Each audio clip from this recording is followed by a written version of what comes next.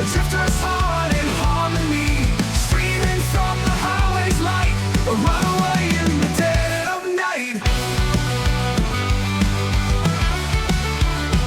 Hitchhiking through the desert sands, no control, no rules, no plans. Her father's shadow far behind, freedom's taste she's here to find. Cassie's riding wild and free, a drifter's heart in harmony, streaming from the highway's light, a runaway in the dead of night.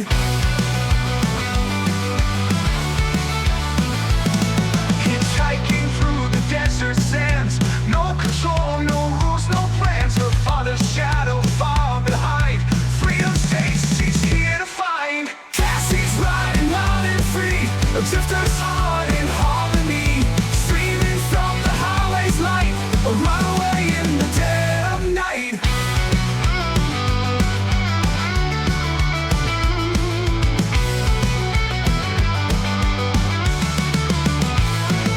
The road is hard, the nights are cold, but she won't trade it for the gold. The wind, the stars, the open sky, a girl who's never saying goodbye. Cassie's riding wild and free, a drifter's heart in harmony, streaming from the highway's light, a runaway in the dead of night.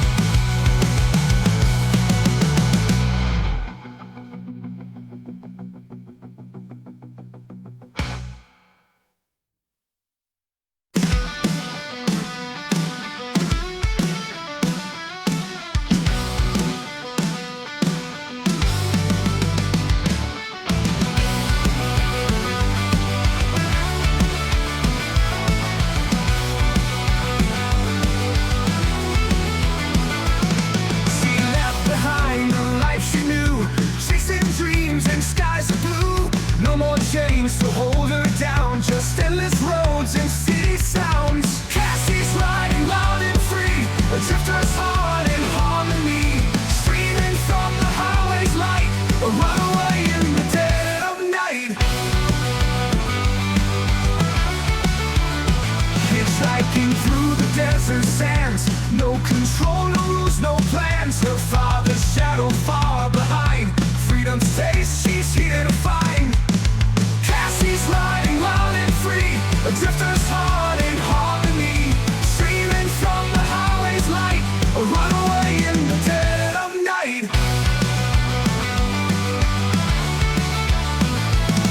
Hitchhiking through the desert sands, no control, no rules, no plans. Her father's shadow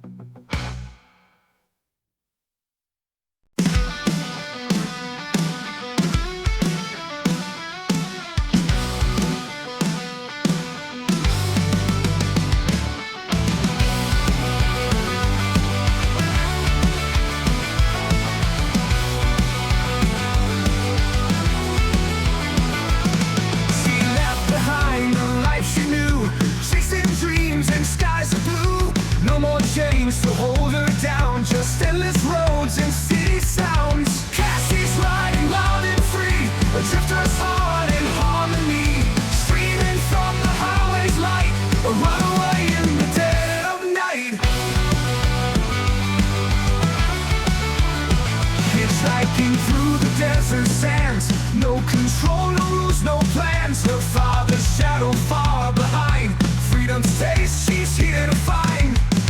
Cassie's riding wild and free, a drifter's heart in harmony, streaming from the highway's light, a runaway in the dead of night.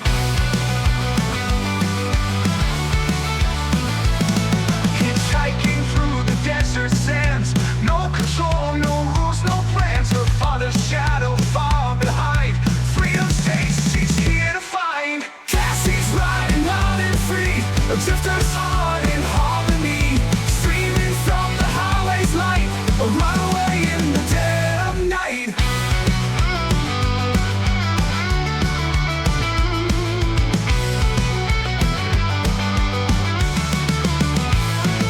The road is hard, the nights are cold, but she won't trade it for the gold. The wind, the stars, the open sky, a girl who's never saying goodbye. Cassie's riding wild and free, a drifter's heart in harmony, streaming from the highway's light, a runaway in the dead of night.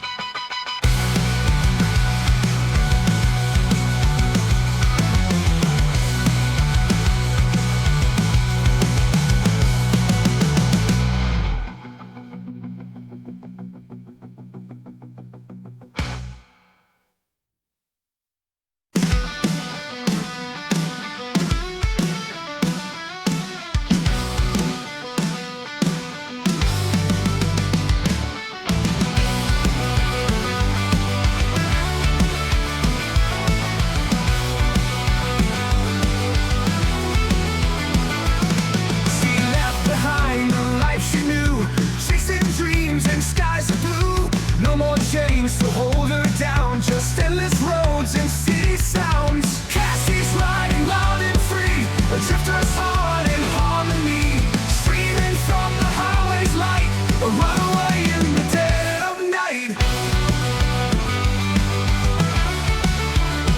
Hitchhiking through the desert sands, no control, no rules, no plans. Her father's shadow far behind, freedom's taste she's here to find.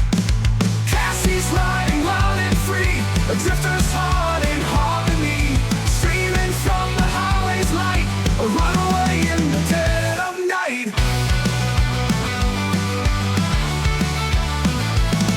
Hitchhiking through the desert sands, no control, no rules, no plans. Her father's shadow far behind, freedom's taste she's here to find. Cassie's riding wild and free, a drifter's heart in harmony, streaming from the highway's light, a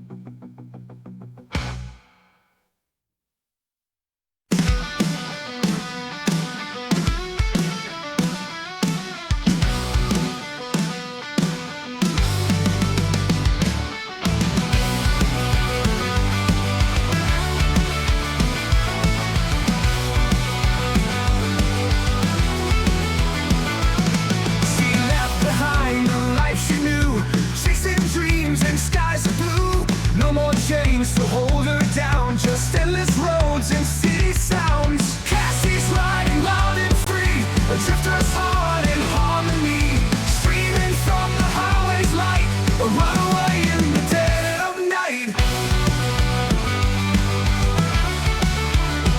Hitchhiking through the desert sands, no control, no rules, no plans. Her father's shadow far behind, freedom's taste she's here to find.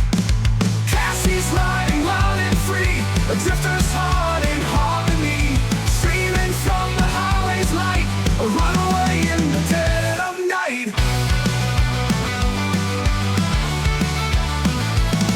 Hitchhiking through the desert sands, no control, no rules, no plans. Her father's shadow far behind, freedom's taste she's here to find. Cassie's riding loud and free, a drifter's heart in harmony, streaming from the highway's light, a runaway in the dead of night.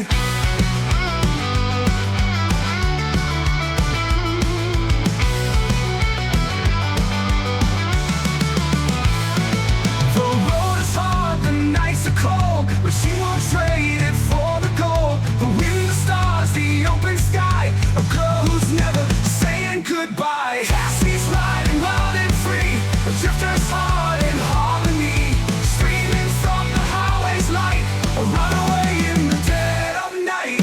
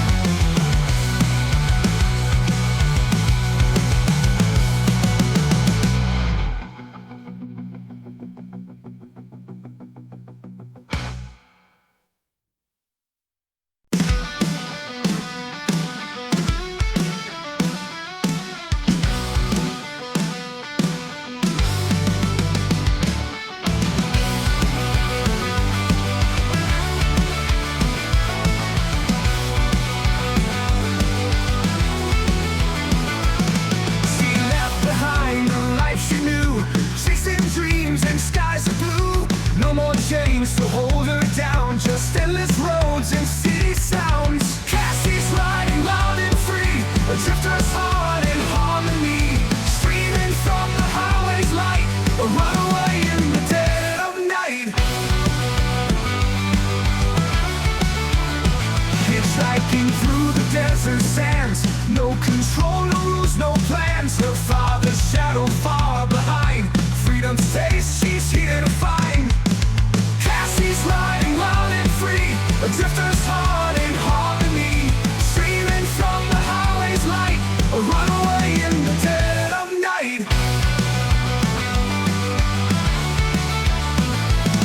Hitchhiking through the desert sands, no control, no rules, no plans. Her father's shadow far behind, freedom's taste she's here to find. Cassie's riding loud and free, a drifter's heart in harmony, streaming from the highway's light, a runaway in the dead of night.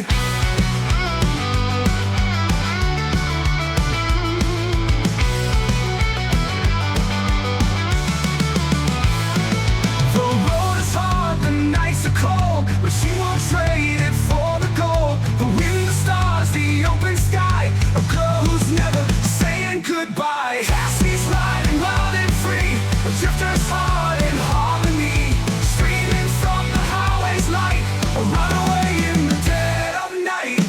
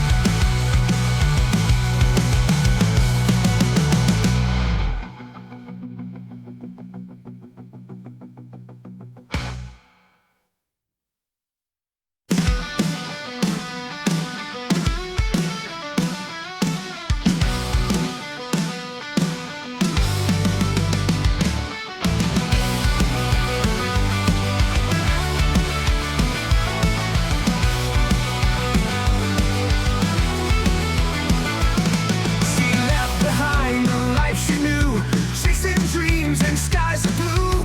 No more chains to hold her down, just endless roads and city sounds. Cassie's riding loud and free, a drifter's heart in harmony, streaming from the highway's light, a runaway in the dead of night. Hitchhiking through the desert sands, no control, no rules, no plans. Her father's shadow far behind, freedom's taste she's here to find. Cassie's riding loud and free, a drifter's heart in harmony, streaming from the highway's light, a runaway in the dead of night. Hitchhiking through the desert sands, no control, no rules, no plans. Her father's shadow far behind, freedom's taste she's here to find. Cassie's riding loud and free, a drifter's heart in harmony, streaming from the highway's light, a run.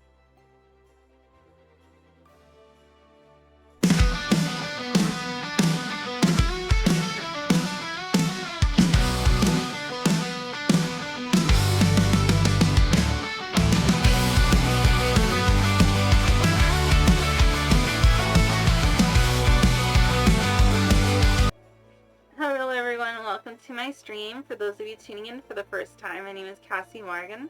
I'm a hitchhiking drifter VTuber, and tonight we're playing Final Fantasy XIV again. So let's go ahead and get started.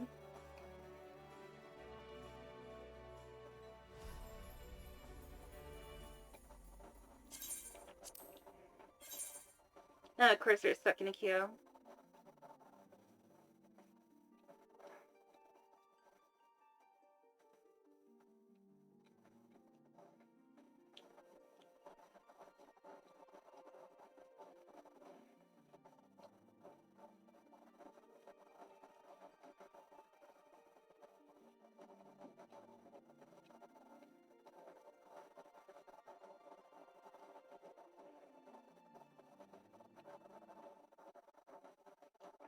Finally.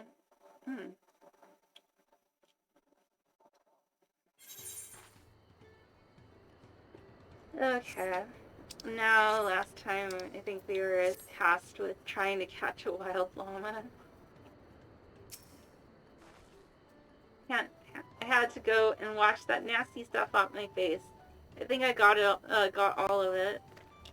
But would you mind taking a sniff for me just to make sure? The stench has ruined my sense of smell. Hey, I saw that look. Oh, well look.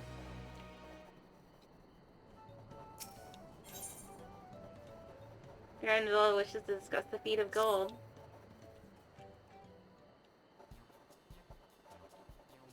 Those of Clamont help demonstrate the Valley alpacas are wary of people. Getting close enough to catch one will not be an easy task. And they're playing this silly music too. You might have warned me about that earlier. I have enough trouble with tame alpacas. How do you expect me to wrangle a wild one?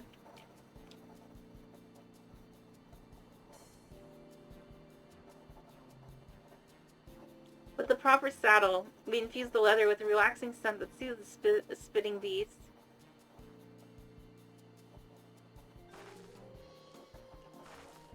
Wonderful. Give me one of those then.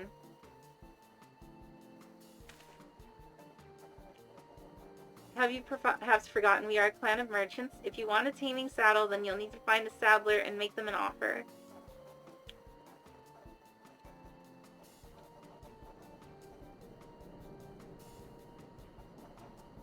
They don't come cheap, of course. Crafting a saddle will cost you the equivalent of 10 pel. In the thousands column.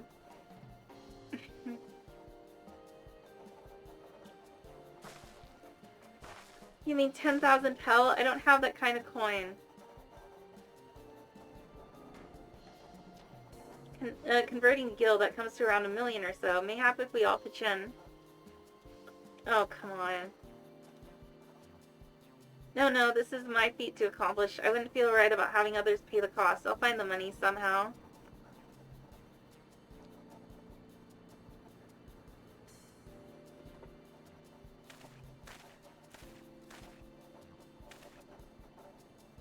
In that case,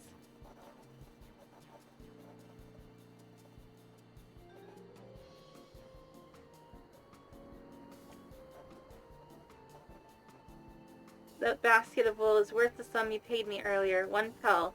In the thousands, in the hundreds column. Beginning with the wool, you can trade for even more valuable goods until you have something suitable to bargain with for the saddle. Oh my god, that's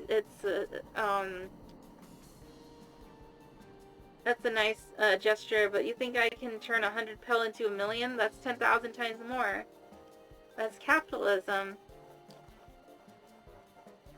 Designed to increase wealth. We need 10,000 pel, not 1,000,000, so we're looking at 100 times more. Oh right, I panicked and got it confused with Alphino's million gil.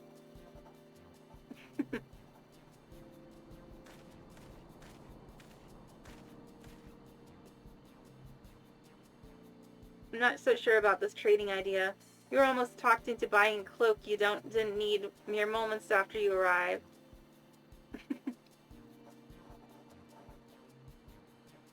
But I hate it when you're right. Then let me help you with your deal making. Oh, hello again.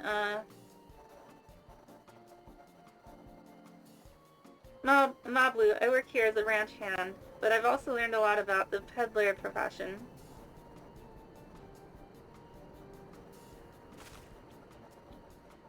It's alright if I aid them now, yes? I guided the claimants towards the first step of the feat like you asked.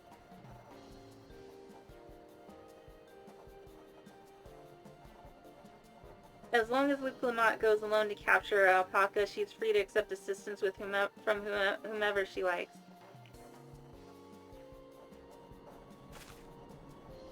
Hooray, let's see about getting you that saddle then, Third Promise. I don't know why you made your offer, but I could use an ally with a beak for bargains. Welcome aboard, Mablu. Should the rest of us stay behind, perhaps? It may be easier to haggle over prices without so many voices chiming in.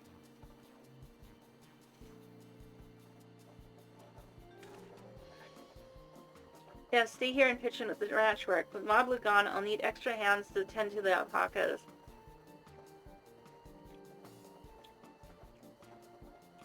Gladly, although Cassie, I think you should go with Lamont. We've seen markets and bazaars the world over and surely have stage devices, sure. I wouldn't say that, but whatever. In that case, you should also hold on to the alpaca wool.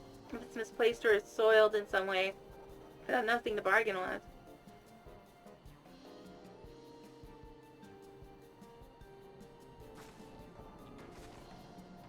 As if I do such a thing. But I'll leave the wool with Cassie anyway. The better to keep my hands free.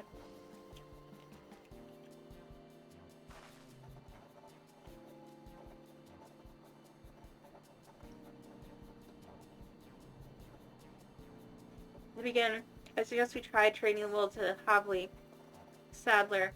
We won't agree to the deal, of course, but it'll give us an idea of how much we'll accept for his wares.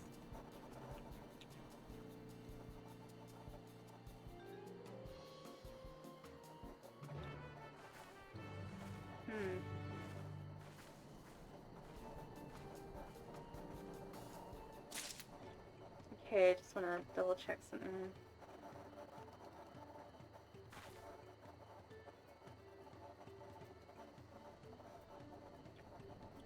Yep, okay.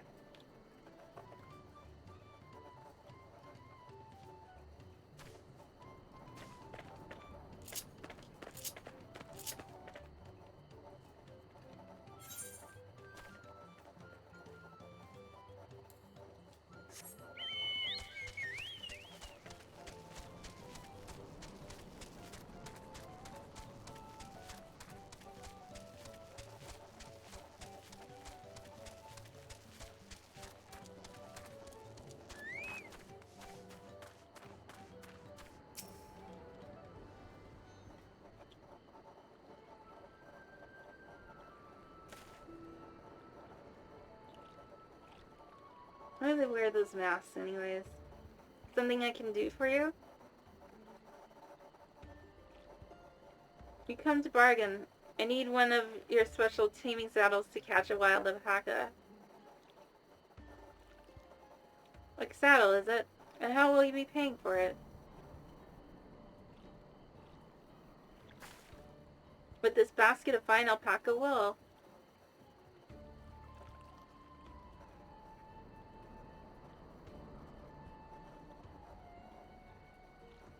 What use does a saddle maker have for wool? Besides, this would barely cover the cost of a single strap buckle. Offer me something I actually want. See, this is why money was invented.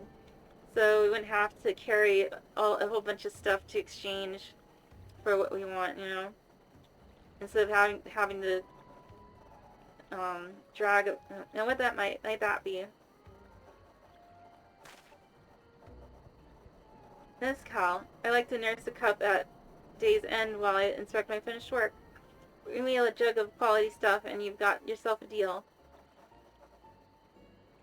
We wouldn't have to keep wandering. But this bodes well for us. Third promise. Such mezcal can be had for only 5 pel in 1,000 column.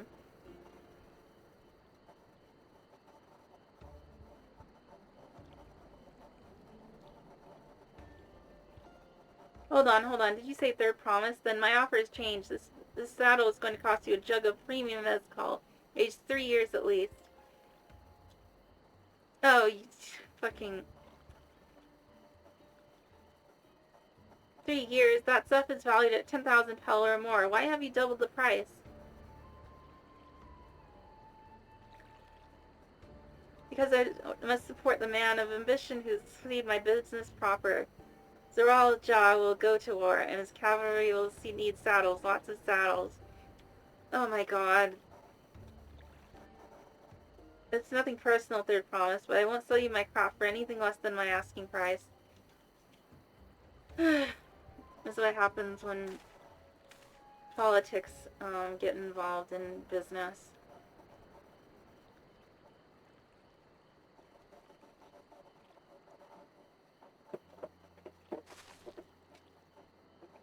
Can't say that I blame him. I'm known for championing peace, and peace is unlikely to bring in more customers.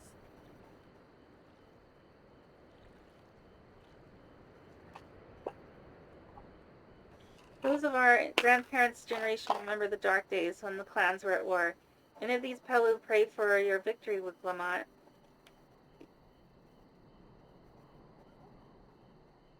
The younger ones, though, to them strife and bloodshed are as children's stories. They think themselves safe from these horrors and take the peace we now enjoy for granted.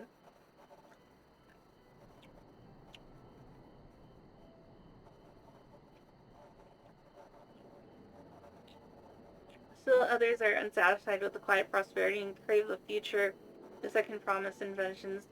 They've become obsessed with innovations like the dirigibles that have made trade swift and easy.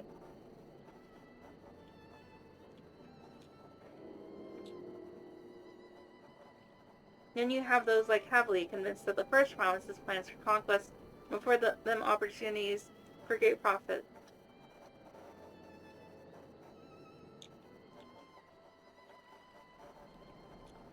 What about you, Mablu? Aren't you the younger generation? At least a year or two younger than me, I'd say.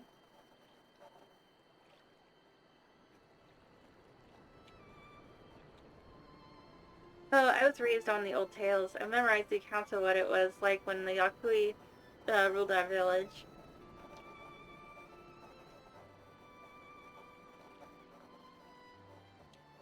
That's why I offered to help. I want you to become Dawn Servant, to keep our nation from going back to the way it was.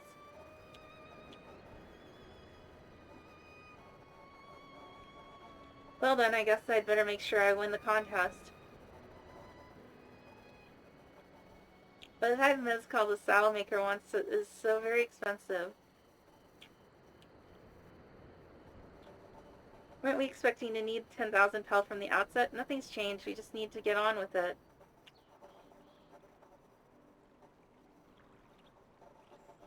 I may not have a head for a trade on the stomach for alpacas, but I won't give up with the piece of Tuliola on the line.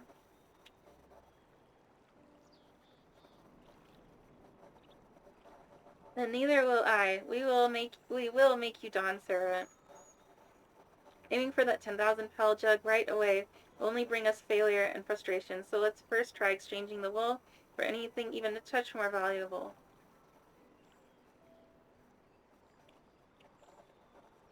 But yeah, it's gonna be right. Like, the trick is to find someone who needs alpaca wool and is willing to trade at a loss to acquire it. Someone who supports your bid to the throne, for instance.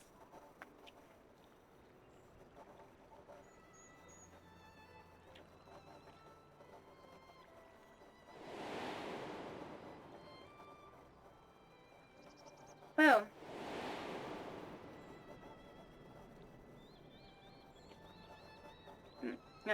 Missed opportunity.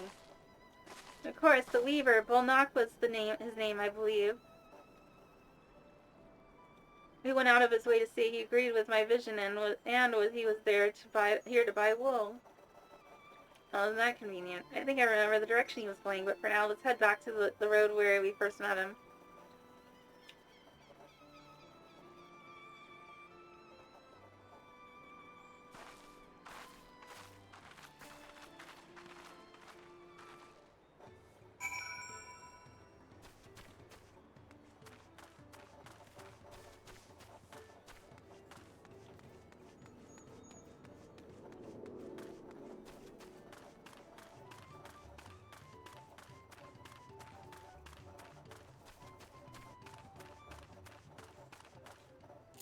Why am I going on foot?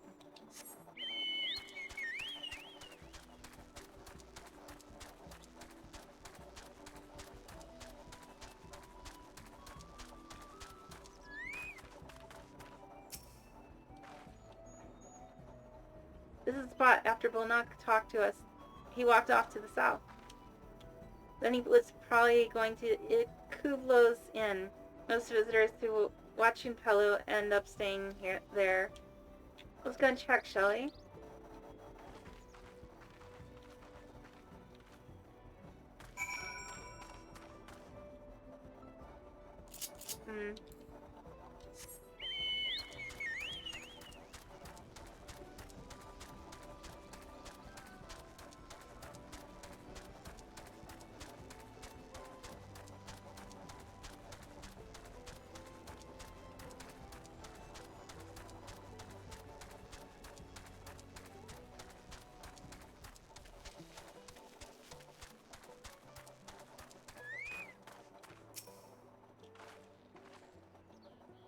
Can I have that basket, Cassie?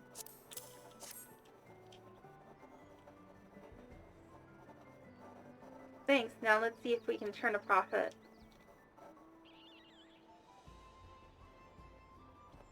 Well, Nock, I'm glad we found you. Are you interested in making a trade? Third promise, you wish to do business with me? And I ask what this is all about.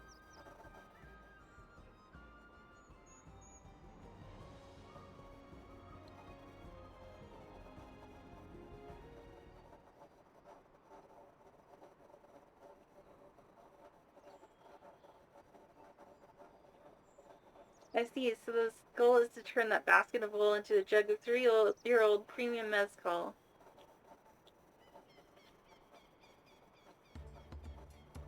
Then allow me to invest in your efforts. Oh, my ass hurts. Peace in Tyrol is what allows me to cross freely into the lands of my suppliers. Naturally, I would prefer that one pledge to preserve that peace within the throne.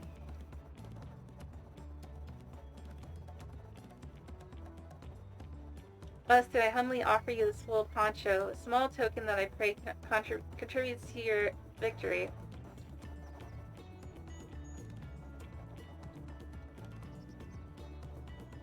Oh, that's fine craftsmanship. A garment like that would easily fetch 5 pel. In the hundreds, Colin. That's very generous, Bolnock. Thank you. I promise I won't let you down.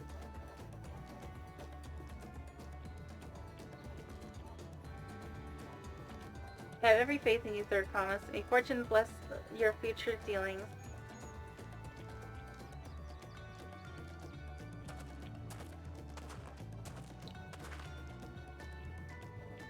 I can't believe we quintupled your investment with your first deal.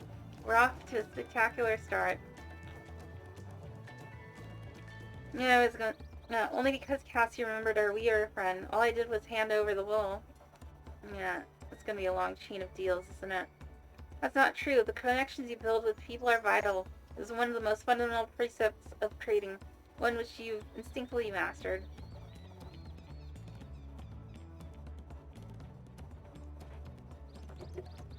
You think so? I know so. Let's take our 500 pel poncho and trade it for something even more valuable.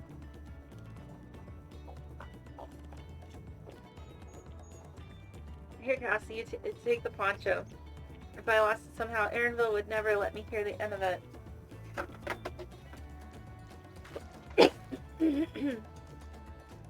I'm sworn to remember that's what Lydia says when you try to have her carry your stuff.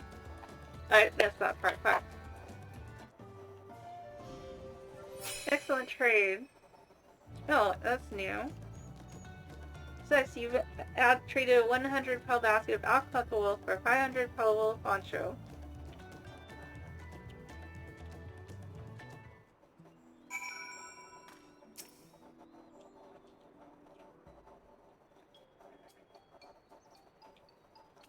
Leveraging connections is a sound strategy, but we should also consider supply and demand. An individual in urgent need of a good poncho will offer more than a merchant simply looking to stock his shelves. That makes sense, but how do we know if someone needs a poncho? They aren't wearing one?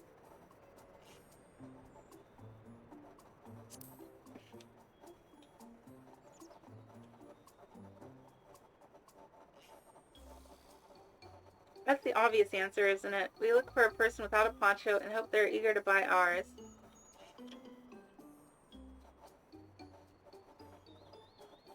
Yes, there you go. We find the demand for our supply.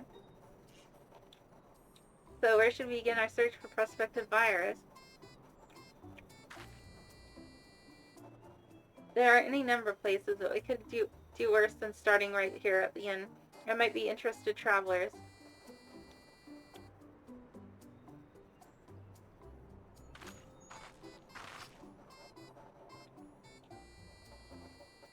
Who here needs a poncho? A lot of Mamuja, but we hardly wear anything to begin with. Those are probably Lansguard or sellswords. Mamuja who soldier for a living prefer not to wear much above the waist. It hampers their movements.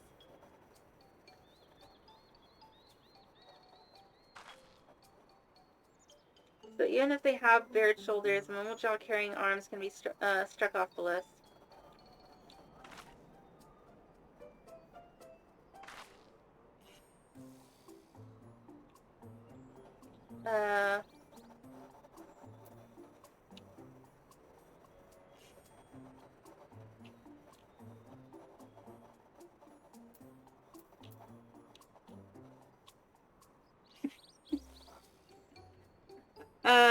I kind of want to choose this one just to see what happens. Tell me, who among those gathered travelers do you think might be amenable to a proposal? So professional fighters like those of the Landsguard would have little interest, though the same could be said of any Tirali who provided traders ease of movement in their work.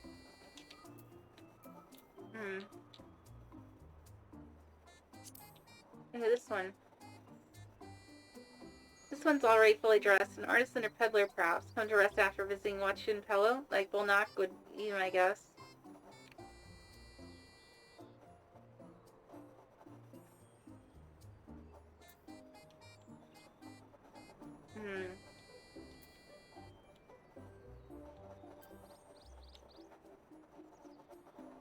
Well, he doesn't look like he's has weapons. That Momoja's arm could be a Dopro courier. I've seen them flying their rivers, and those types aren't fond of excessive clothing either.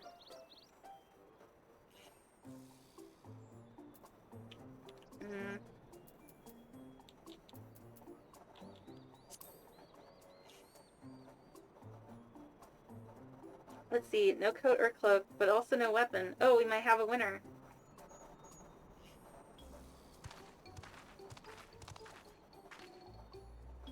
Hello there, friend. You're not a mercenary by trade, right? I was curious about your bold choice of dress, or lack thereof.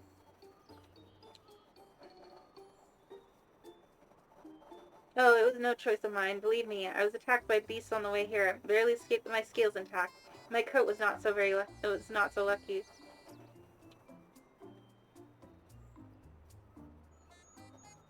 I'm actually a toolmaker from Tuliolo, and was dressed quite smartly. All the better to show the Pellu I am a man who takes pride in his appearance, and therefore his work as well. Now look at me.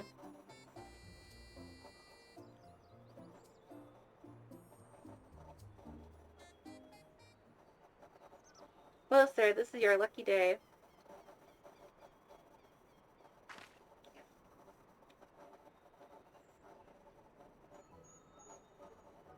What a splendid poncho. This would be the perfect replacement for the coat I lost.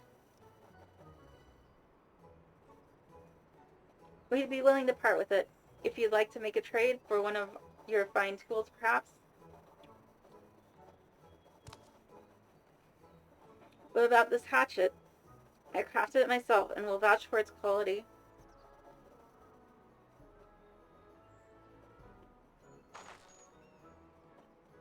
The blades look sharp, but half well made. I value it at 1 pel in the thousands column.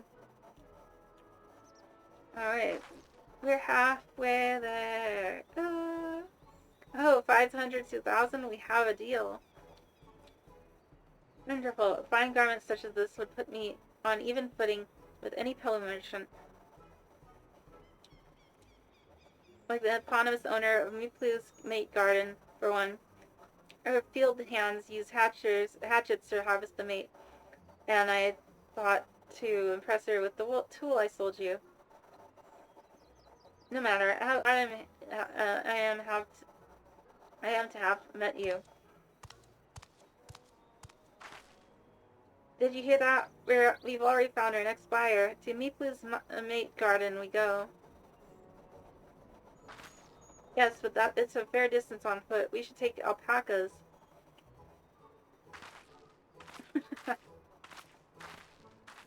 Nah. These ones will be a calm type, right? I don't know. Excellent trade. Except you traded 100 pel wool poncho for 1,000 pel hatchet.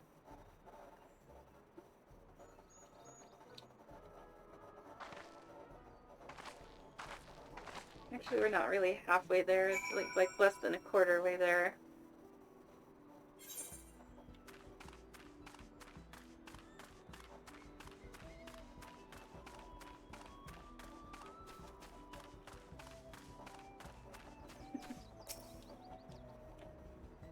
Well then, recognizing that toolmaker is a potential customer. If you have a mind to change professions, you'd make an excellent merchant.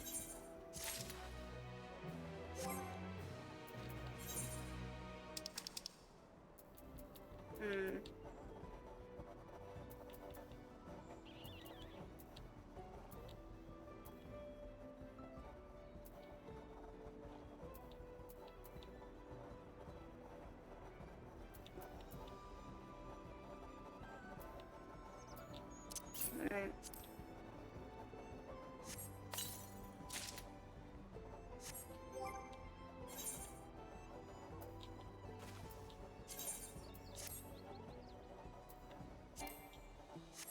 Oh, for fuck's sake. This is a safe area, isn't it?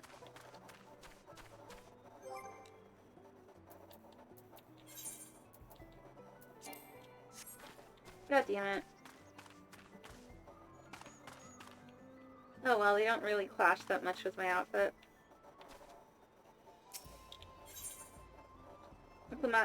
Okay. Before you get moving, you should be the one to pull this.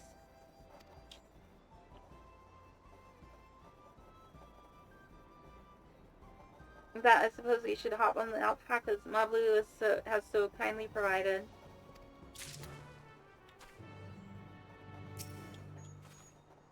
Ready to go? Let's mount up. Alright. Oh, okay. It looks like oh.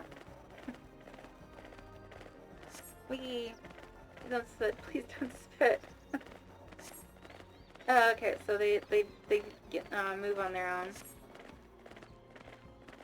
I still don't trust them. You have a knack for writing no matter what you say. Without our pack of fence, we probably wouldn't have become traveling merchants. Can you imagine walking all the way across your all? Oh, we had chocobos, so... I swear, that mountain is too tall to be real. Walkers Amore, wasn't that the name? A fortificating sight, isn't it? I've never appreciated up close. You have to take the long way around the cliffs to get there, to the highlands belonging to the Yakui.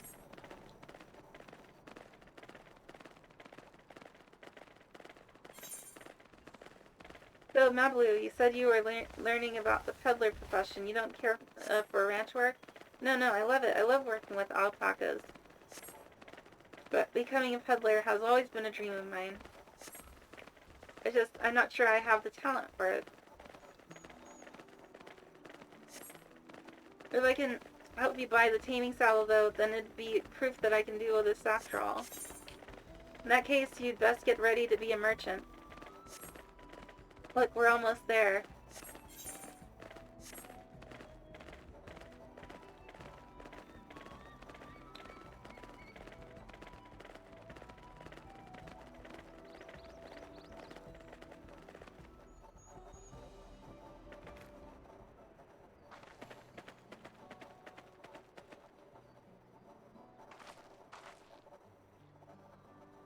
We made it, and without a single smelly incident. I send the alpacas back to Ukluvo's inn, so we'll walk along the main road when we return to the village. You will. I'll be riding Vagabond. Speaking of roads to travel, you were adopted by the Dawn Servant, weren't you, Third Promise? That I was. Then perhaps you understand. I was an orphan too, you see. Probably took me in. He took in all the ranch hands, actually. All of them? Yes, and everyone works hard at their chores, grateful for the opportunity to repay the head ledger's generosity. Here I am, the only one wanting to go off and be a merchant.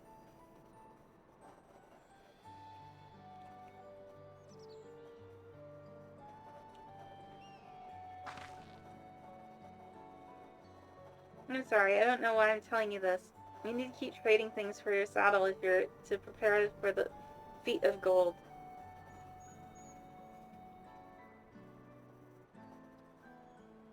As it's meat harvesting season, you can't have too many quality hatchets. Add to that Wukulamat's way with people, you should have no trouble making a favorable deal.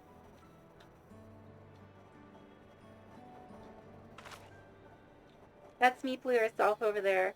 Pass the hatchet to the Third Promise, and let's go get to bargaining.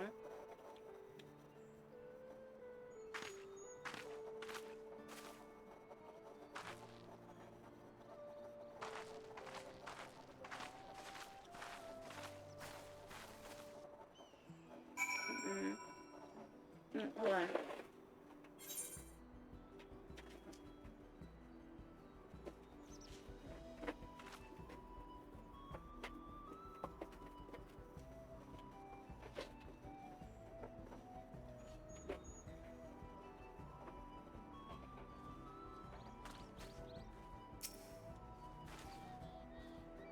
You have that little axe for me?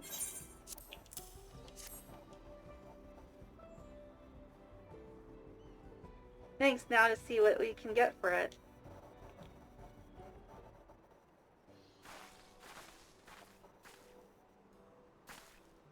You're Meeplu, the owner of these fields. I have a mind to trade if you're interested. Well, the Third Promise. I might be convinced to entertain a proposal. What do you have on offer? This hatchet, forged by a seasoned artisan. The razor edge of this exceptional tool will make light work of your crops.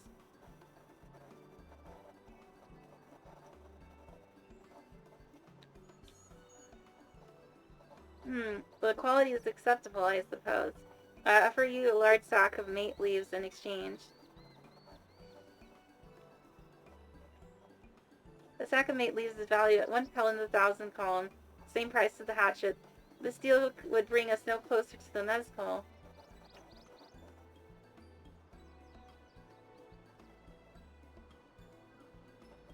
If I may, Mistress Meeplu, it's harvesting season, is it not? Does not the demand for hatchets afford them a higher value? It is indeed the season, which is why I procured an ample batch of tools well in advance.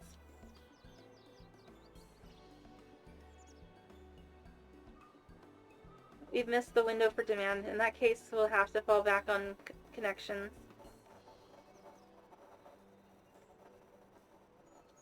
Think of it this way. A generous deal here will put you in the third promise's good graces. Surely that's worthy of consideration.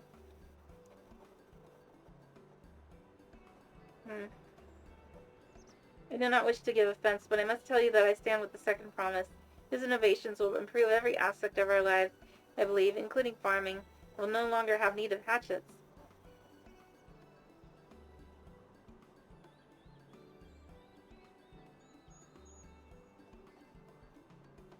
I assure you that I have nothing but respect for Wukamat. That is why I am prepared to purchase a spare hatchet at a fair price.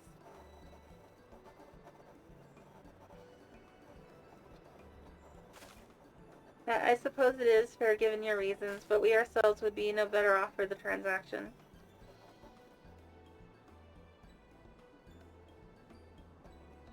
How about this, then? If we were to help bring in the harvest, would you give us a better deal?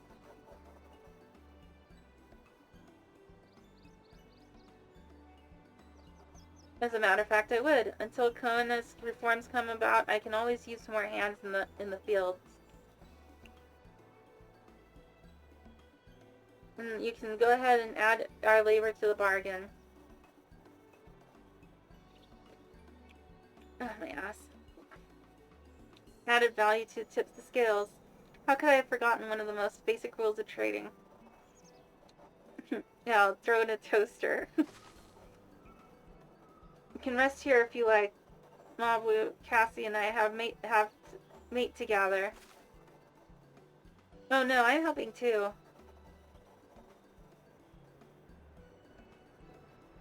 Off to the fields then. And mind you pick the healthy leaves. I'll take 5 good bundles from each of you.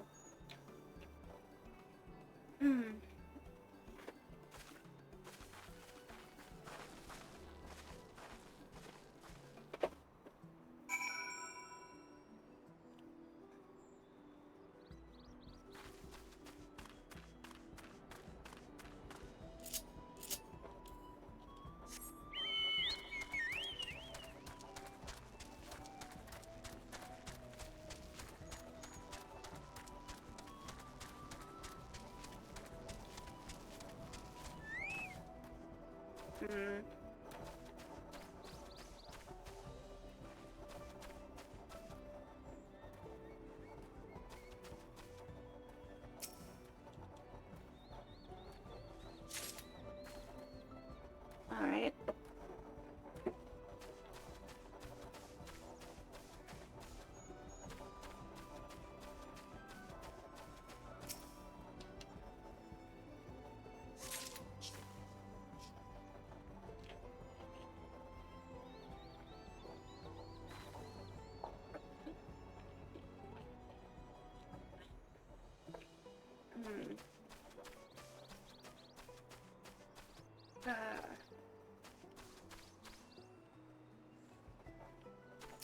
There we go.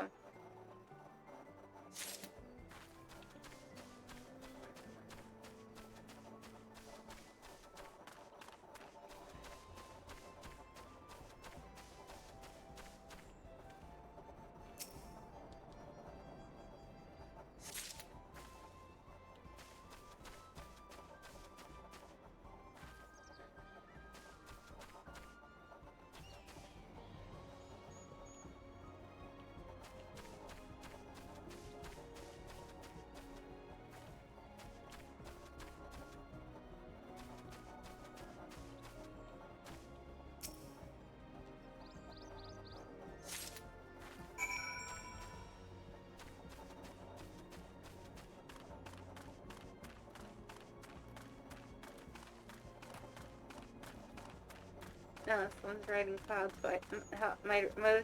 Oh, I can't talk. Motorcycle.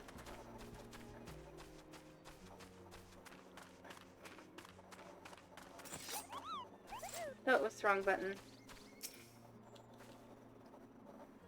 You brought me some leaves then?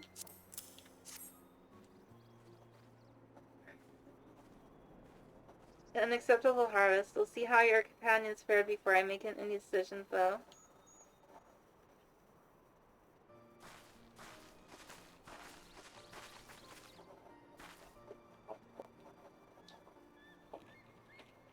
Here we brought our share as well.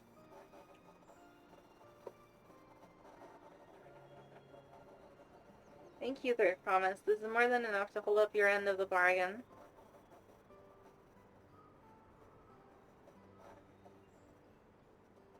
Now it's time to honor mine. After adding the value of your labor to the price of the hatchet, I'm prepared to offer you a full sack of our highest grade mate leaves.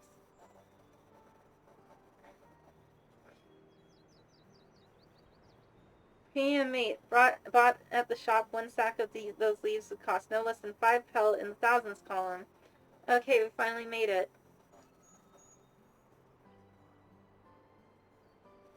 Then we can bid farewell to this hatchet.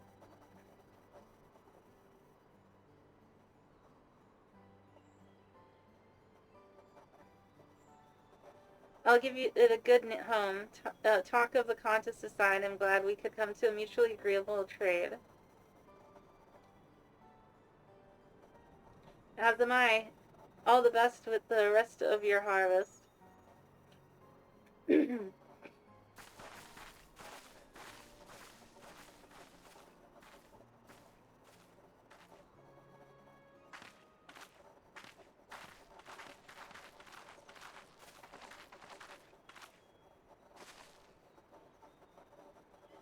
Mobley, what's wrong? It says that I was saying before, even after everything Tobley's done for me, I'm planning to abandon it all and become a merchant. Fucking bots. I'll get rid of you after this.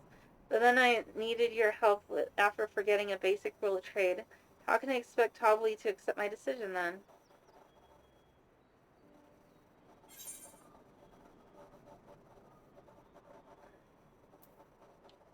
So you intend to give up then?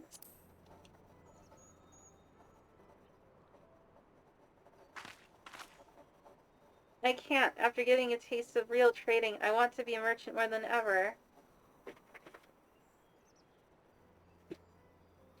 Then you'll just have to be honest. I seek to follow in my father's footsteps, but not because he expects it of me. I want to preserve Truel's peace, and becoming Dawn Servant happens to be the best way to do it.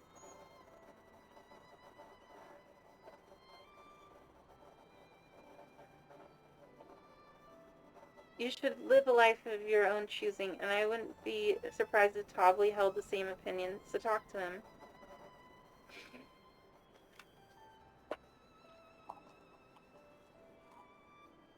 You're right. It's better to find out for sure than worry over what he might say. Thank you for the advice.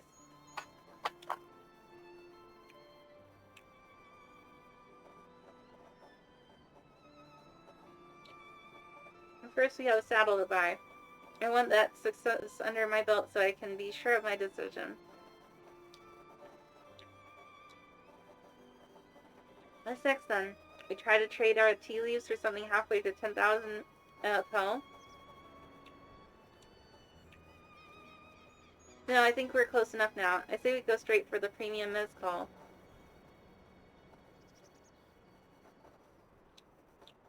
Bargain our way into double the value, eh? Think you can do it? Trust me, I will make this trade work. I admire you, Third Promise. That you're holding your own against such strong competition for the throne is inspiring.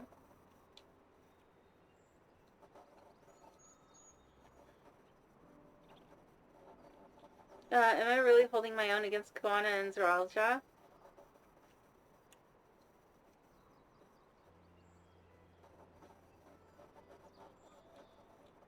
I mean, of course I am. I'm Uklamat of the Dawn's Promise, after all.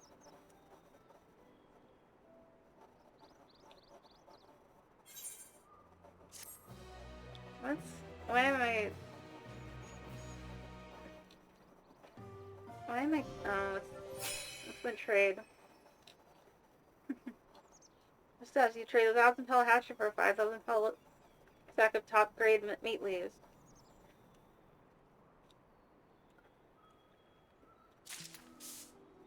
Okay, now to take care of that goddamn bot.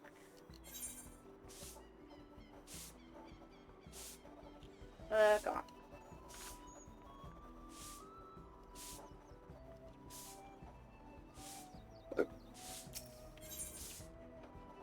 Uklamat has your eye on a jug of premium mezcal. Before you go, let me give you the mate leaves. I don't need to risk proving Renville's point.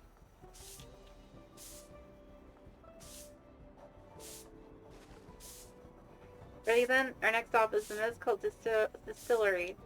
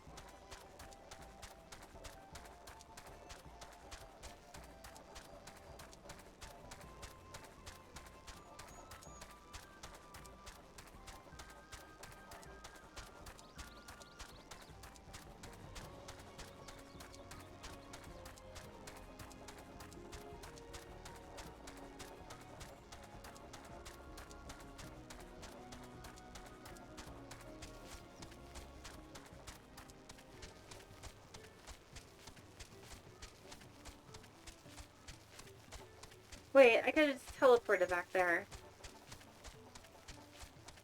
Whatever.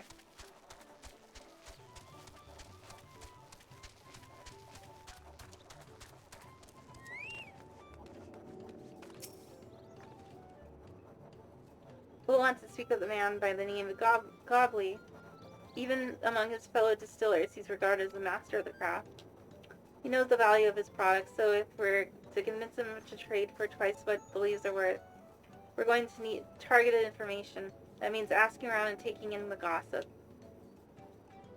If you could talk to people here in the distillery, Cassie, perhaps Uklamat could do the same at the village entrance. Meanwhile, I'll head to the north side and see what I can learn.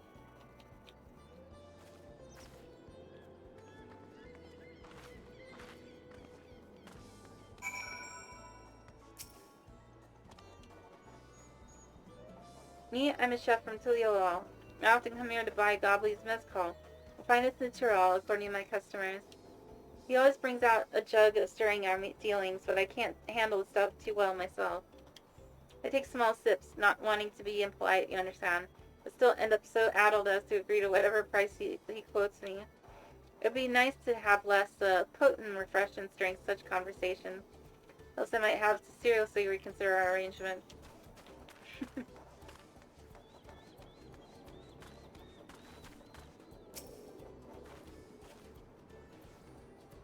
There's not much I can say about Gobley, but I can tell you that what Gobley's been saying.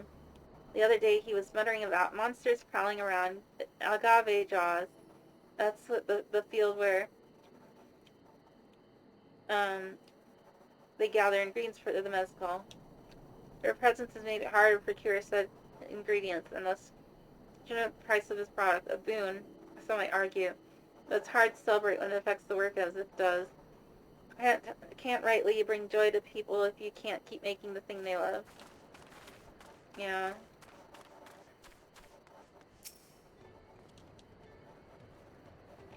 Goblin might be a deft hand at distilling, but he's got no sense when it comes to appearances. Rumor has it that he's been invited to the palace for business for negotiations.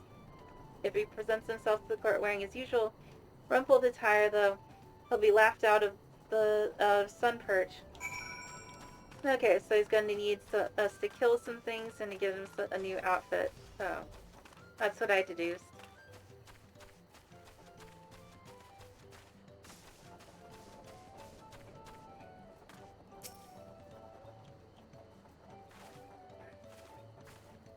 So, what did you find out? So I realized the DNA has been tampered with. Oh, you can make use of all those tidbits. The deal is as good as sealed. As for me, I found out where Gobley is working. There's a millstone at the top of the slope behind the distillery. You go on ahead, and I'll bring Lamont. Okay, I want to see.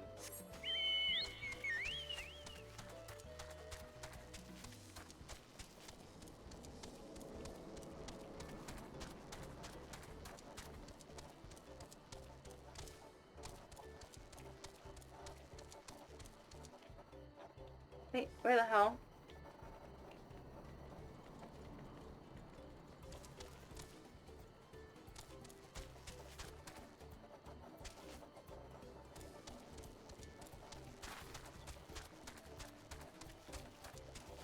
Oh, I see.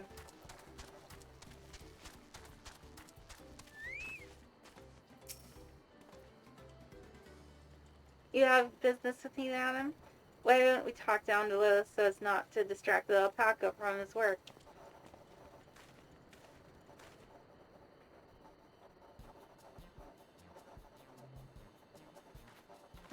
Oh, they're playing the silly music again.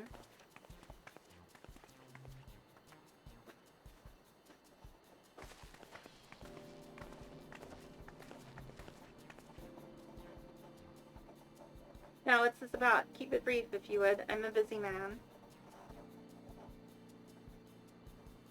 You're in the market for a 3-year-old jug of premium mezcal, assuming you have any on hand, that is. An excellent choice. I must warn you, though, it doesn't come cheap. We don't have Pel, but we have we can offer a sack of mate leaves in exchange. It's got top-grade stuff, like the mezcal.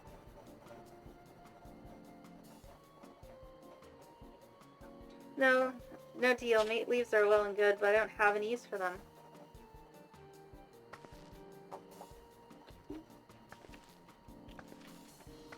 No deal, just like that. Still, I'd hate to send you away empty-handed. Why don't you sit and chat a while over a cup of mezcal? Don't do it. Now the real bargaining begins. Which of our cards do you want to play first?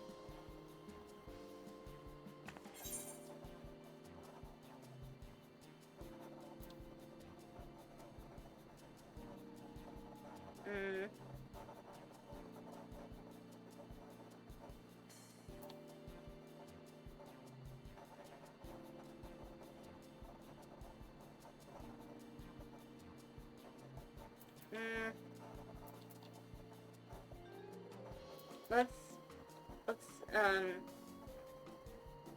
go with this one.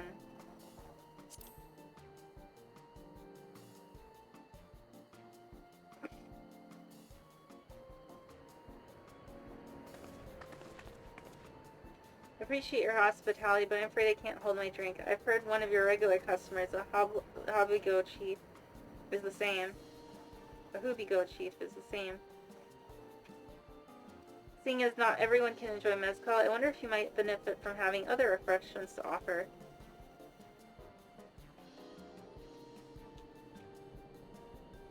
Something like mate tea, for instance, and brewed from the finest leaves, of course.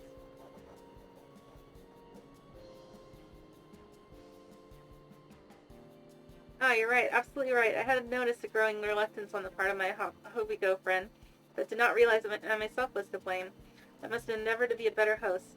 Still, even with that added value in mind, so no sack of leaves is worth the mezcal you're after.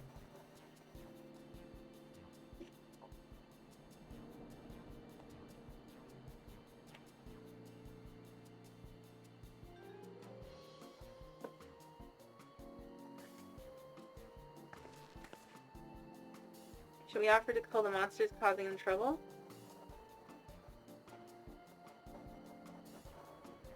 Not yet. We'll keep that card up our sleeve until we need it.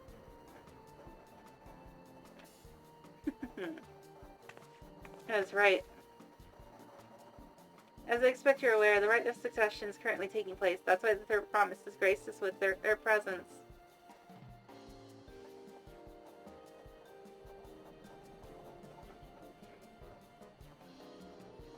When the contest is decided, the subsequent ascension ceremony and banquet will be a prestigious affair. If a mezcal were to be served there, it would bring your distillery immeasurable fame.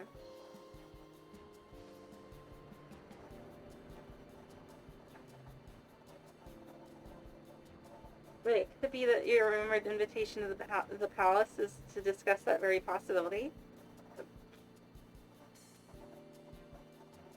As a matter of fact, yes. I must admit, I'm still reeling from the abruptness of it all.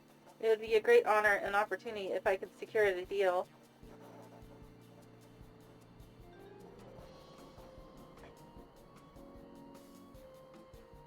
Oh, I should think your exceptional mezcal would speak for itself. That said, there's no such thing as being too prepared.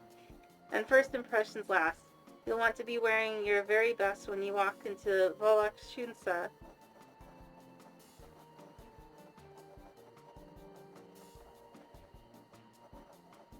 It would be such a shame to miss this chance of a lifetime simply for a want of proper garments.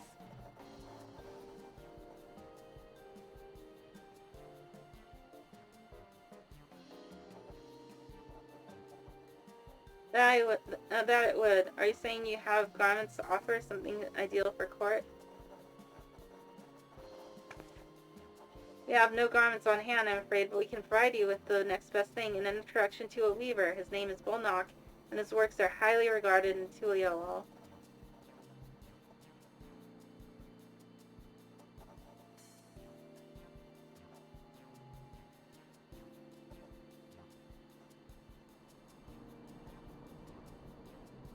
As a supporter of Wuklamat and keen observer of palace politics, he will doubtless be happy to guide you in the selection of an outfit to fit his this golden occasion.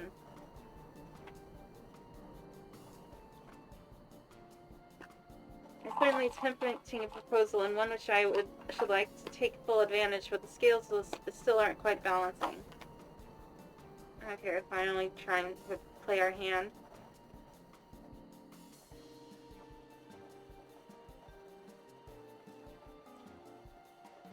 Say, weren't there monsters running amok in Agave Jaws?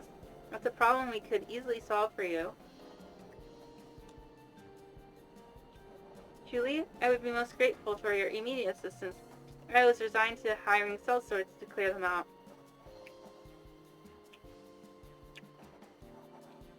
Factoring that state expense and the introduction to a trusted weaver is shaping up to be a sound bargain. Alright, you have a deal.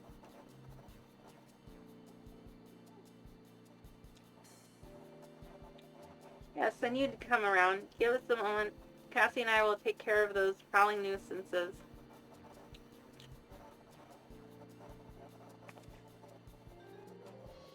In the meantime, I'll use the time to pen an introductory letter to Bolnock. The fields you're looking for are just north of Wachinpelo. Be safe.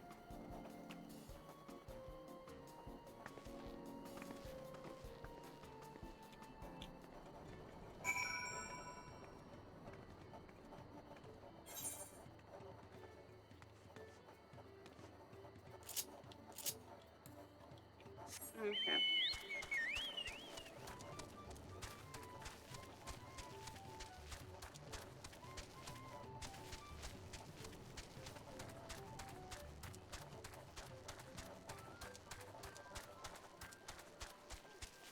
I think it's down here. Or, no. Ah, shit. Yeah, it's this way.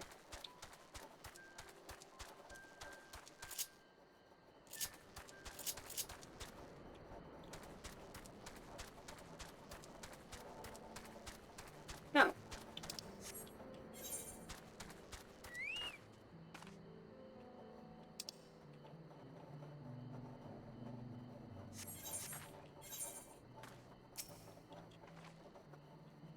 That should be agave jaws, just over there. It'll go faster if we split up. Come and find me once you've finished clearing out your share of this pests.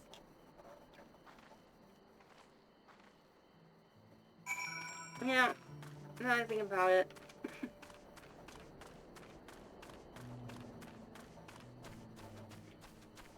Right, about the emu war in Australia. It would have gone a lot, what do you call it? Right, instead of, like, getting the military to do it, the farmers could just hire people to, like, guard their crops, you know? That's what cowboys did before barbed wire.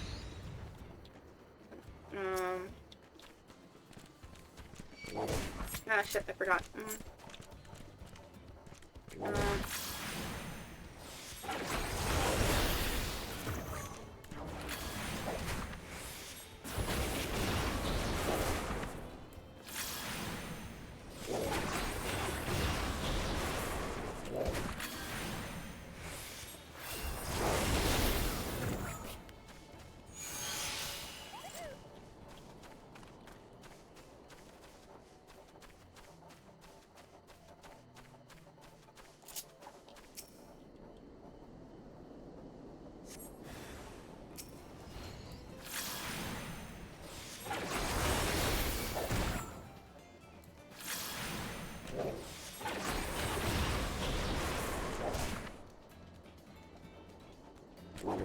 Shit.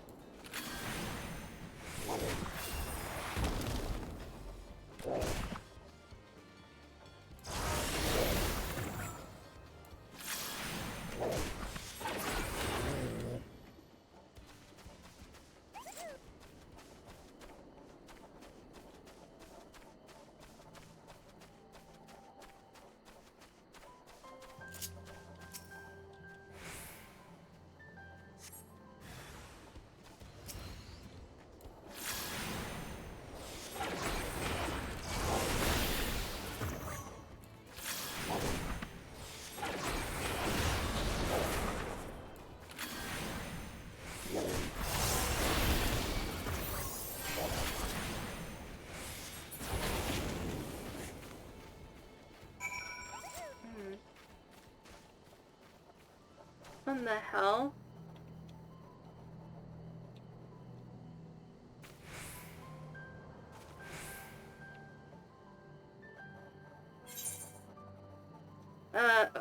Okay. Okay, I feel like I need to... Okay, I guess.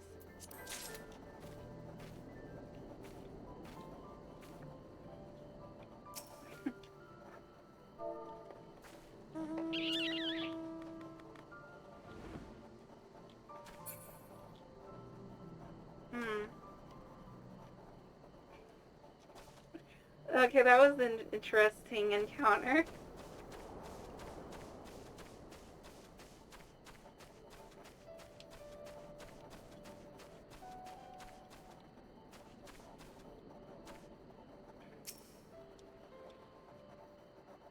Compared to the creatures I hunted with Papa, this has no challenge at all. Come on, let's head back to the distillery. All that's left is to give Mablu the sack of leaves so she can seal the deal.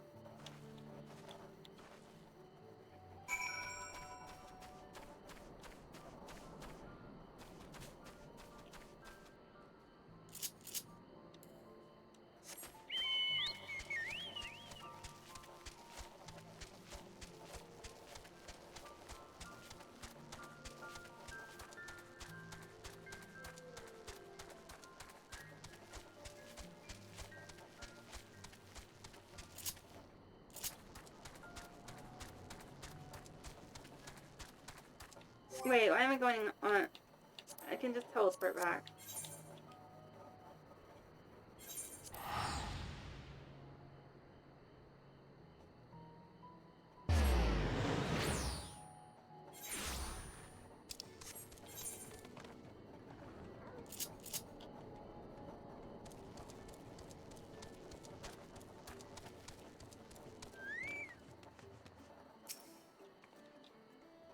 Those monsters are no trouble for you, it seems. Now, if I could just have the sack of these.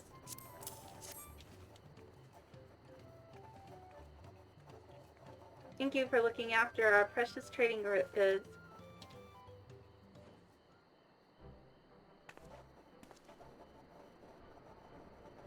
Your monster problem has been resolved, Master Gobley. Here are the mate leaves and a written introduction to Bolnak as agreed.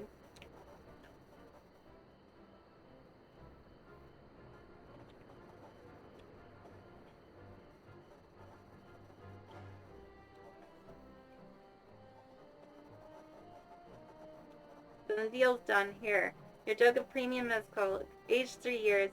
Please accept it with my compliments.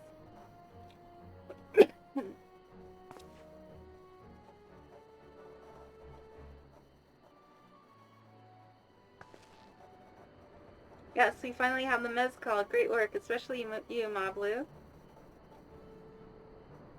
You were the one that inspired me to come this far, their promise. Let's not celebrate until we have the saddle in hand.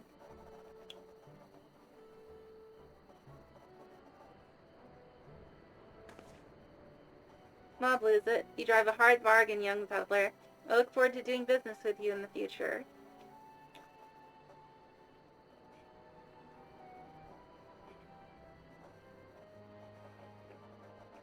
Thank you, but truth be told, I'm just a ranch hand for now.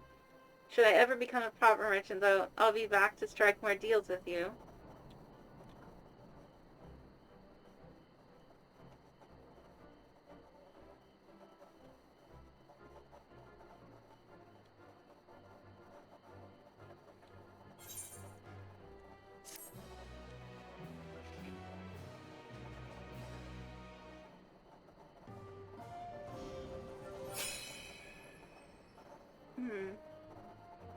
Success, you've been traded the 5,000 pel sack for top grade mate leaves for a 10,000 pel jug premium mezcal.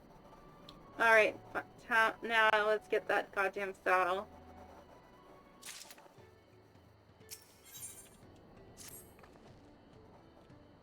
Even at the palace, I don't think I've held a 10,000 pel jug of anything before. My hands won't stop shaking. Here, you'd better hold on to it until you get to the saddle maker. Yeah, definitely.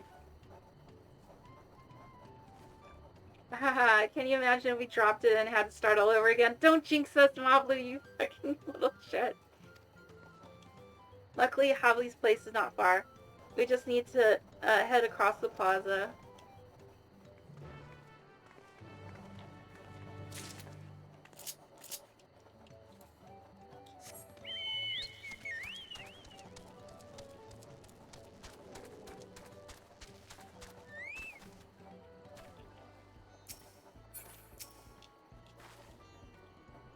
This is it, the trade we've been working towards.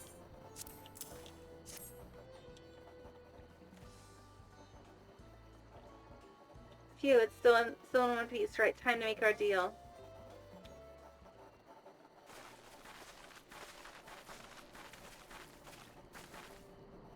Get your tools ready, Saddler. You brought your precious mezcal.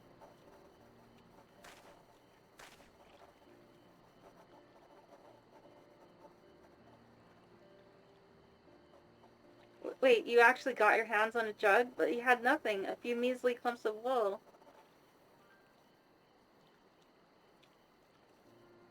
What we had was an aspiring trader with a gift for negotiation.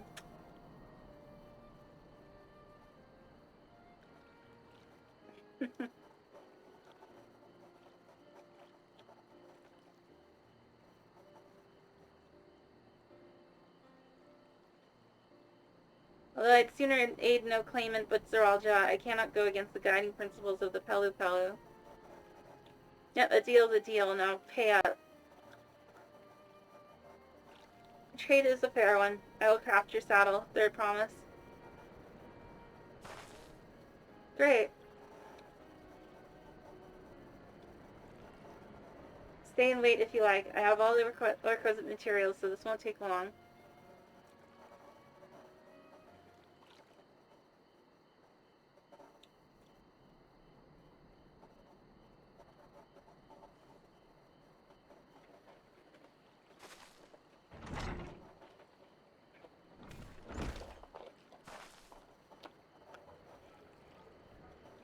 Your commission is ready. Catching a wild alpaca is never a simple affair, but you'll have an easier time of it with one of my saddles.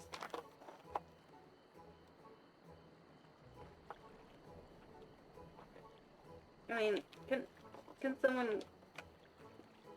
now if you don't mind, I have other work that needs finishing.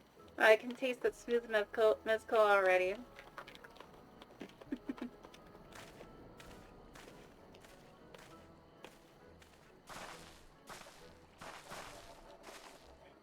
You did it. The saddle is ours.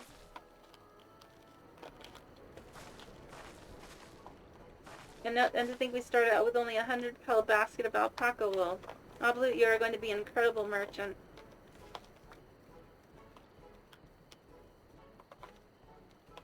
Thank you. It makes me so glad to hear you say that, Third Promise. We got what we came for, so let's return to the ranch. The others will be waiting.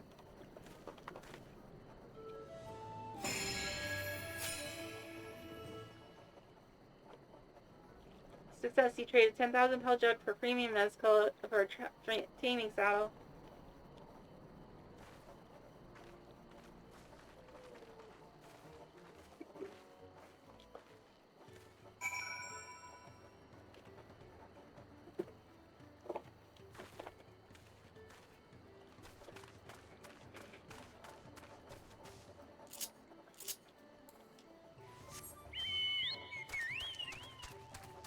Yeah, I just thought of something. What if there was an MMO where they had like permadeath, but only if you like really screwed up a main quest?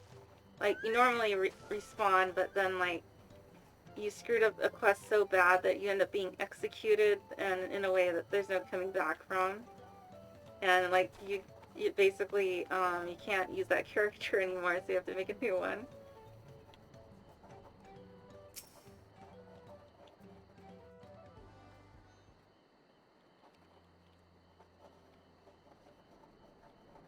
You acquired the saddle then.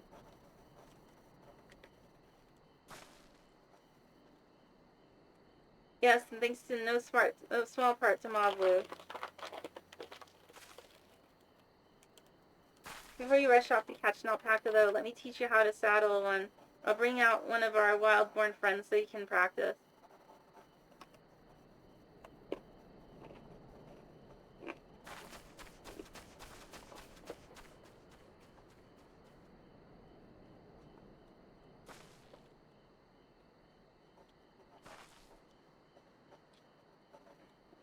I know. This is something I need to learn.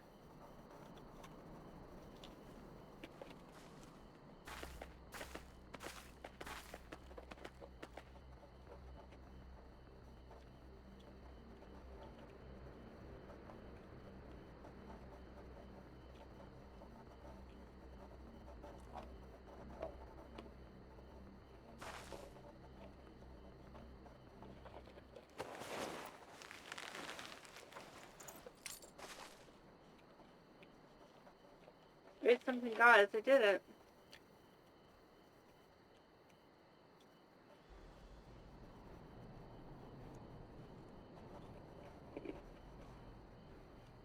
I just seemed bothered, much less inclined to spit.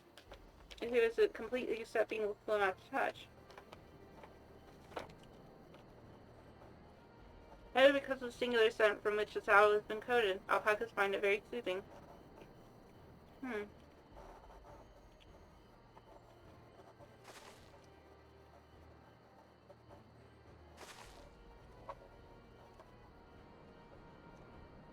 Yeah, I've never seen a good long look at one before, but it's actually kind of cute. And it spits in her face. You're only now noticing that?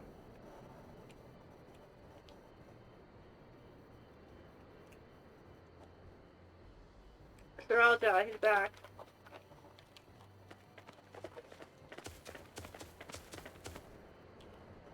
What the hell? I'm doing exactly what he said I ought to.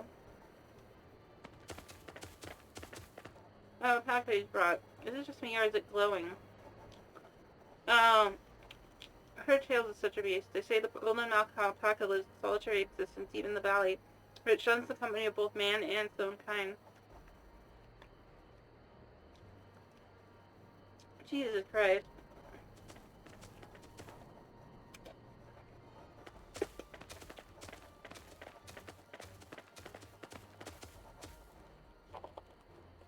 How do you manage to snare a prize like that? A beast knows it's better. It's faced with an overwhelming strength it will yield rather than risk death. An apt illustration of how greatly the power of the first promise exceeds yours, Lamont.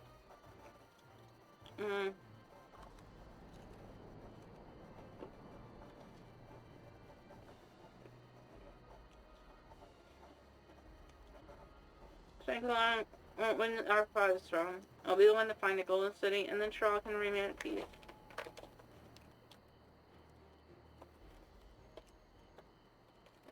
An everlasting desire for peace can only be forged in the fires of war.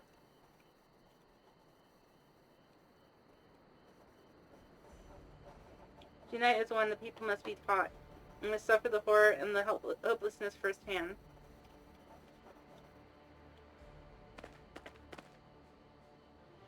Exhaustion from prolonged conflict, the wages of war's merciless nature. These are what moved clans to join in the founding of Tuliyola all those years ago.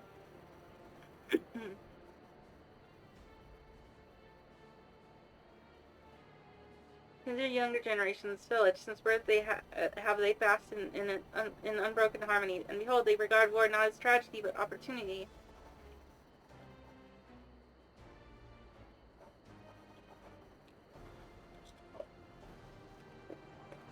Thus, as a resilient strength, we provide education.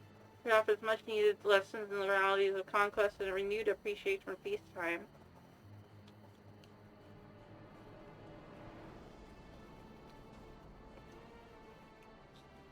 It is true that war's misery breeds a longing of peace.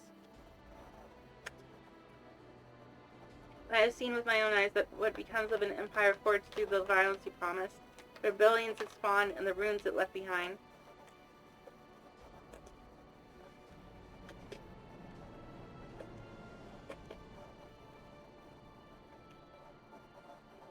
The Ugarlian Empire was a congregation of simpletons.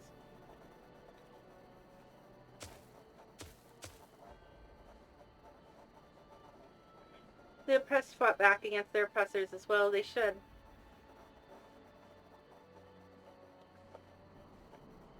Men are not beasts. Only a fool would seek to rule over all with the threat of force alone.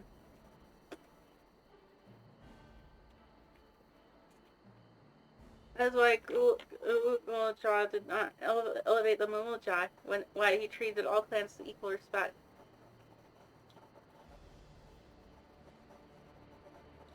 However, the first promise has its gaze fixed upon more distant horizons.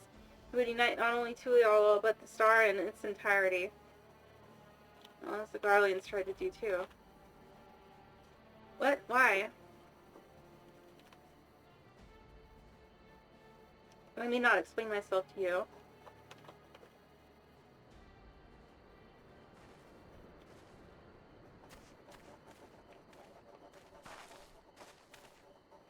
Oh, well done indeed. The first promise has completed the feat of gold with an appropriately golden flourish.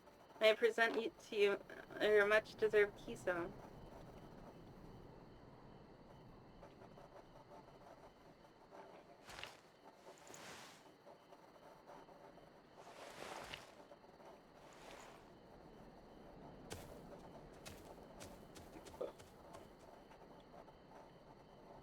He's always been like that, never sharing his innermost thoughts with me or even with Koana.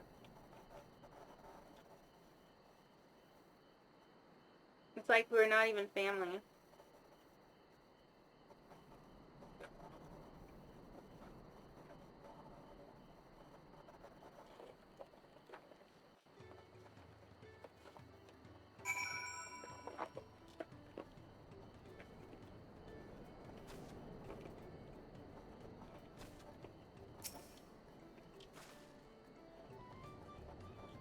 I'll ponder Zeralja and his mysteries later.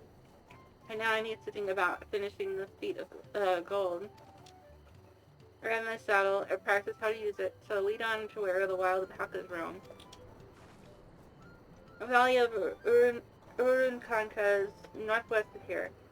Come on, everyone. Even if we can't enter ourselves, we can see Luke Wilmot off on our hunt.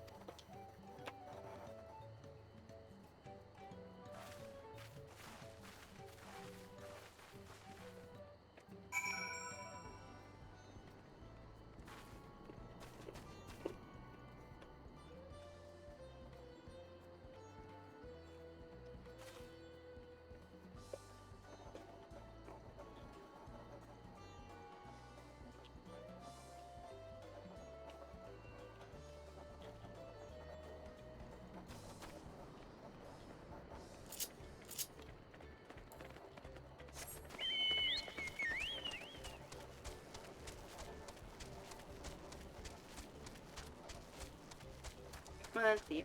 Where are we going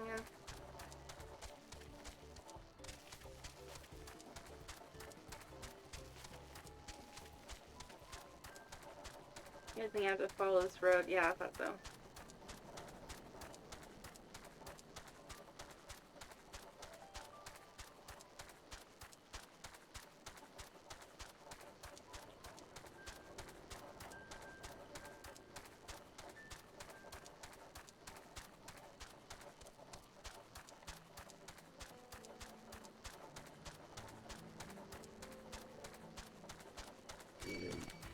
Of course.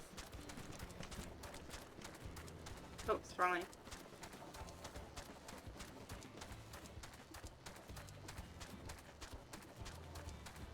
Yeah, you have to catch me first.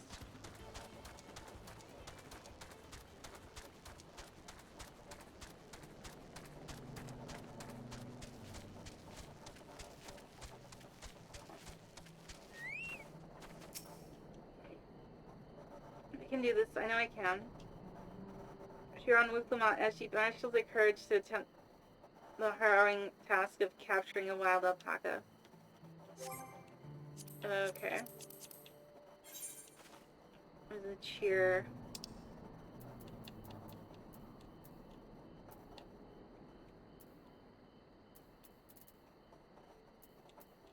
There.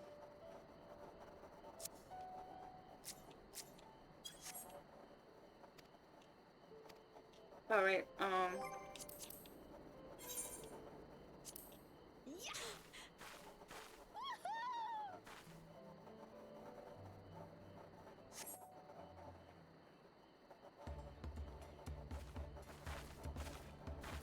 Good luck there, Promise! oh, wait, that's Thanks. I'll need it. Truth be told, still not sure about alpacas. I'd rather not go near one if I can help it. But if I'm to rule this nation, then I'll need to learn how to live with them. Tural is their home too.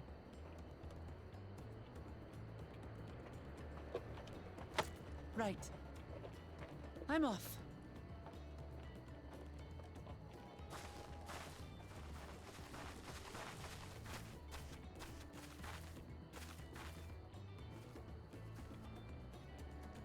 So, shall we head back to the ranch, or...? I'm staying here. As will I. Wooklamart is alone in this. The least we can do is stand watch and await her return. Mm-hmm.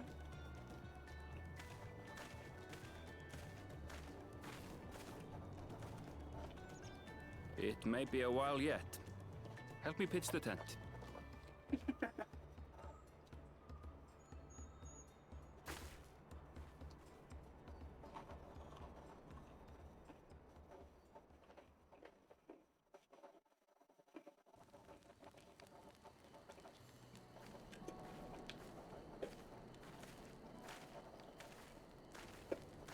Trust a gleaner to come prepared for anything. What's a gleaner?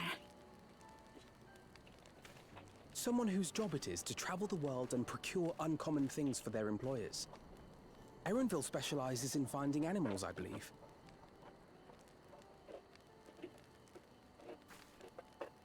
But aren't you a Shaitana from Jacques Tural? Why did you cross the salt?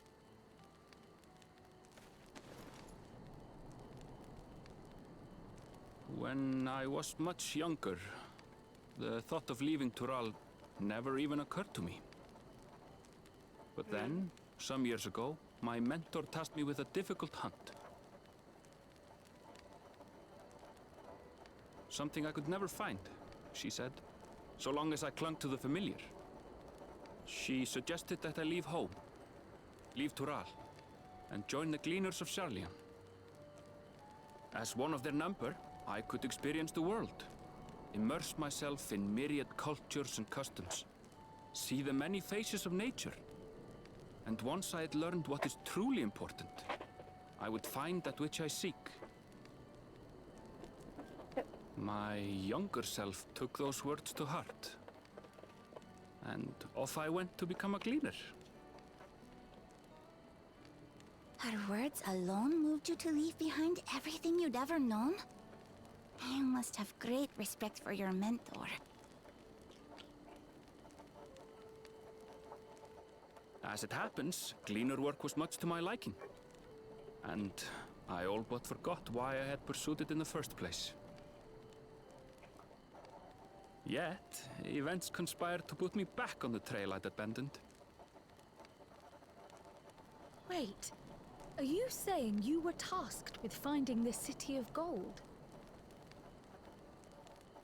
I was. And though my hunt is now entangled with the right of succession, I mean to see it through. Well then, I understand completely. We all have our reasons for seeking the Golden City. Which is all the more reason for us to work together.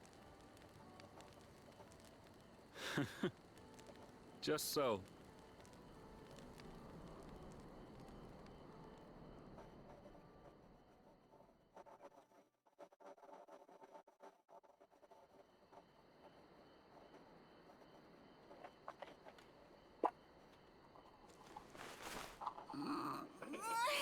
She should have been back by now. What if something's happened to her? We need to tell Tobli and arrange a search party. Wait. Do you hear that?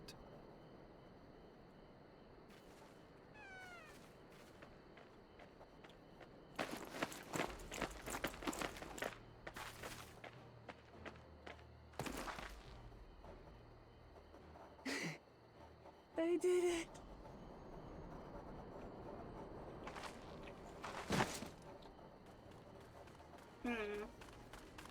And then how many times it gets spit in the face?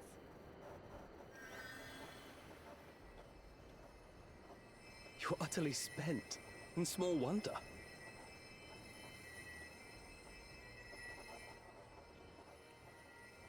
Well done, Third Promise. The ranch isn't going anywhere. Take a rest in the tent.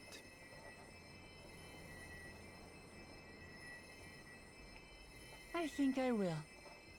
Thank you all for believing in me.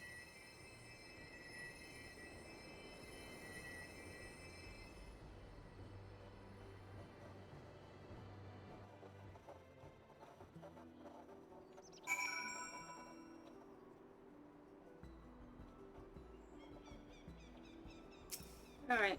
Whoops. It's early, the third promise came back to us safely. And the alpaca she tamed is a healthy-looking beast. Surely this will be enough to satisfy the feet of gold.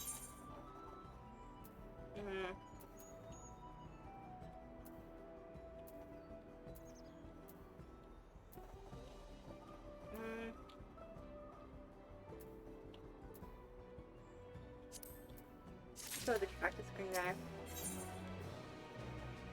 Napoli is minded to rush ahead to the village. Orgamont still seems a bit unsteady on her feet. Hardly surprising after she spent the night chasing alpacas. You know what will melt away fatigue like magic, though? Mate tea. I'll run to the ranch to get a pot brewing. That way you can take your time. The tea will be ready when you arrive.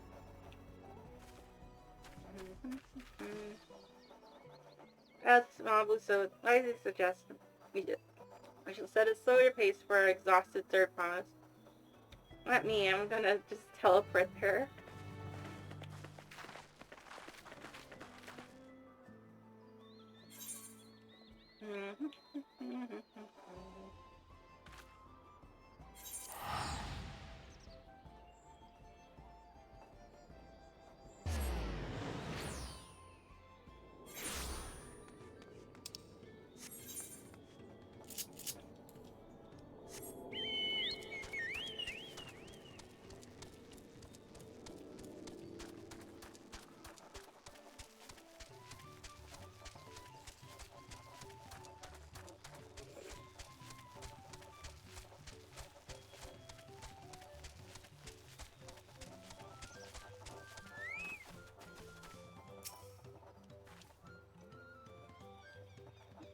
Came back ahead of the others, did you? I shall hurry along with the tea then. Luke Lamont can't be that far behind.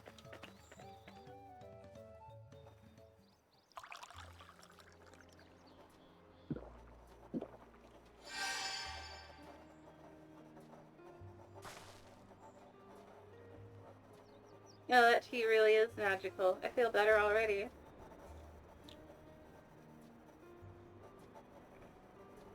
I see you become more comfortable around our fuzzy friends.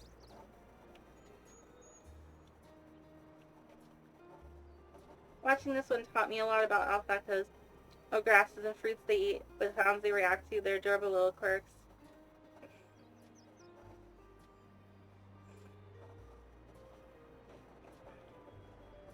I guess I've grown kind of fond of them. Until you get spit in the face again. Welcome back, third promise. Accomplished the feat of gold, have you?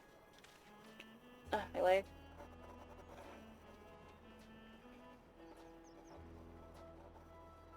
Yes, there's no mistaking a valley alpaca.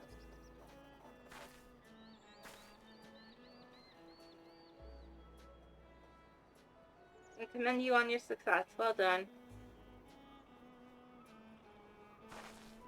Yes, we did it.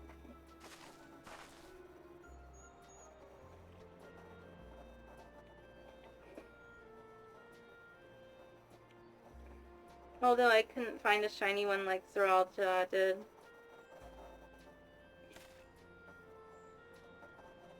I'd be surprised if you had. Golden alpacas are born but once every few decades. They are elusive, solitary creatures that are rarely seen, much less captured, thanks to their innate physical and magical gifts.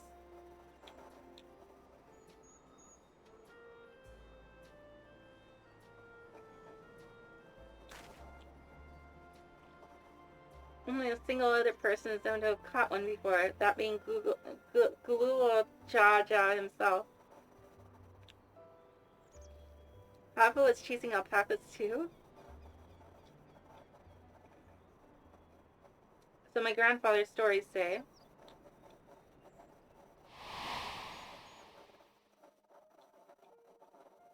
It was before the founding in Tuliolo, in a time when the mountain giants, the Yakui, held our people in thrall.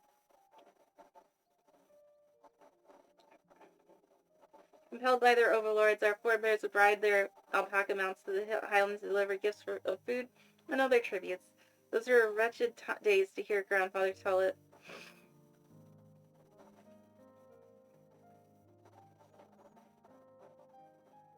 Then along came the young Gululjaja, yet unburdened by the mantle of dawn servant.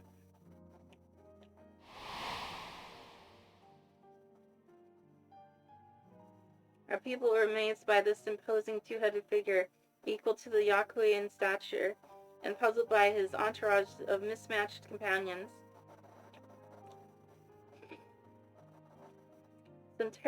Some trembled in fear, believing a new conqueror had come. Gululjaja showed no such inclinations. He sat and spoke with us, sipping from the cups of mate tea you offered him, and grew somber when he learned of our plight.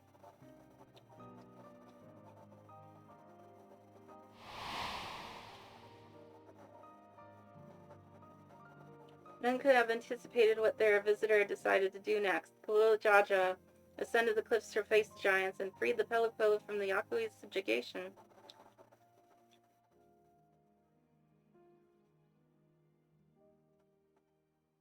He then turned an appraising eye upon our riders and proposed to take the road to peddle our beverages. Just seemed obvious for one who traveled as he did, intent on fostering amity between the clans.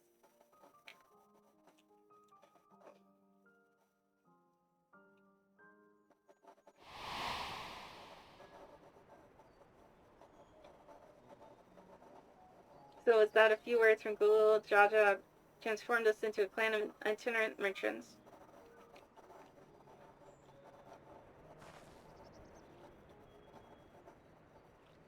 I've never heard the bond Papa forged with the Pelu spoken of that in that way before. And Saga is not so detailed.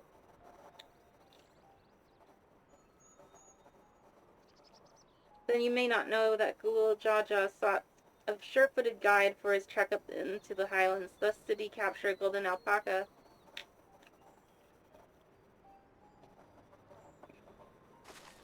So both my brother and my father caught the rarest of creatures. Well, an ordinary one was the best I could manage. The feat required no more than that, Third promise, and you brought back a perfectly wonderful beast.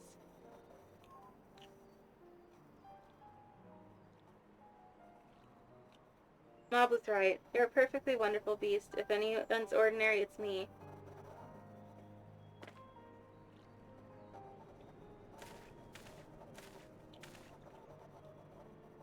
Not only did you accomplish the feat of gold, you also made many trades and brought joy to many people in the true Pelu fashion. I sorely doubt your sibling could have achieved the same result.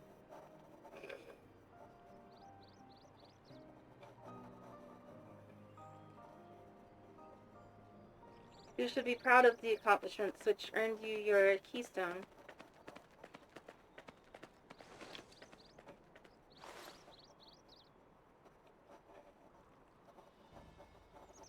Hmm.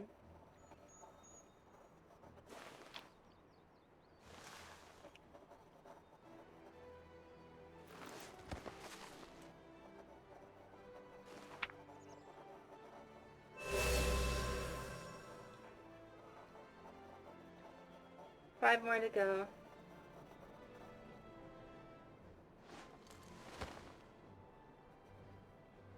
You're well on your way, Third promise.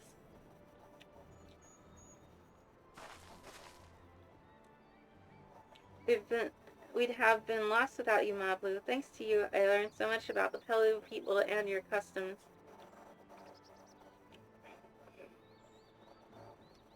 It might seem obvious, but I've come to realize the importance of properly knowing something. It was because I didn't understand alpacas that I was uncomfortable around them.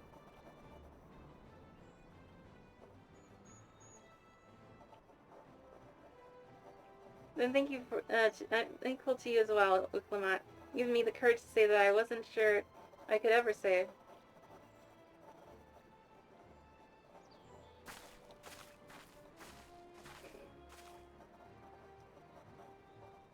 Totally, I want to leave the ranch and become a merchant. I appreciate everything you've done for me, and I've lived every moment caring for the alpacas.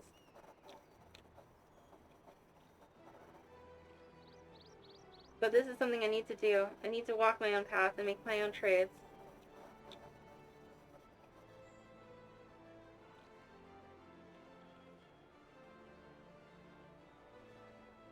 As your parent, allow me to say one thing.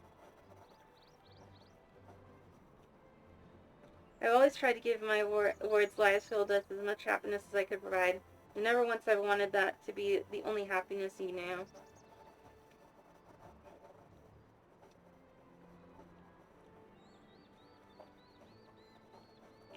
You have my blessing to walk any path you choose, Mablu. It gladdens me to hear that you found your calling you wish to pursue with such passion. You'll make an exceptional peddler, I'm sure of it.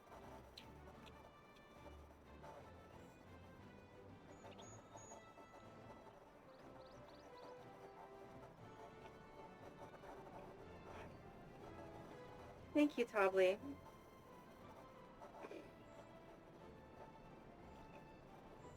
What did I tell you, Mablu?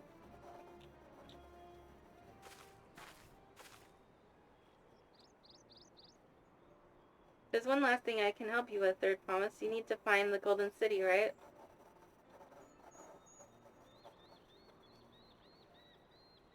That's the end goal.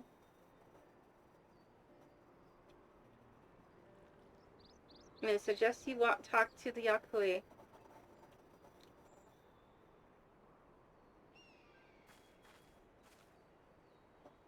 They once ruled over far more than just Uropacha and the Pelupelu. 1,000 years ago, they were the overlords of Yaktaral and all its peoples.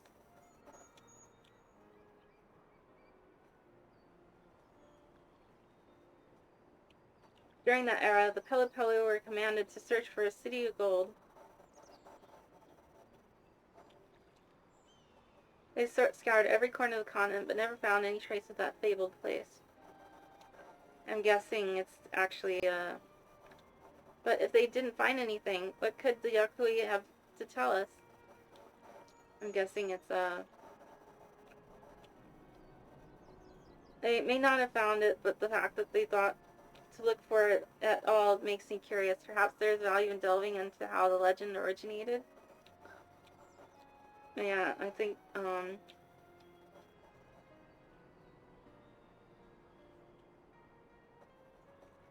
we lose nothing from asking the question. Besides, if we're determined to follow the path of the saga,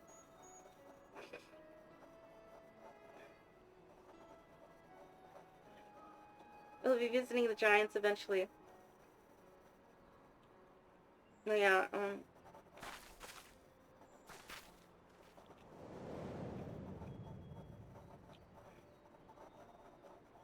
and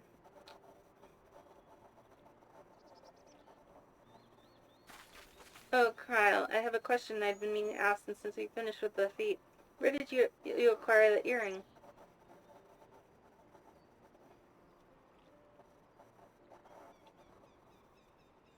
My earring? Do you recognize it?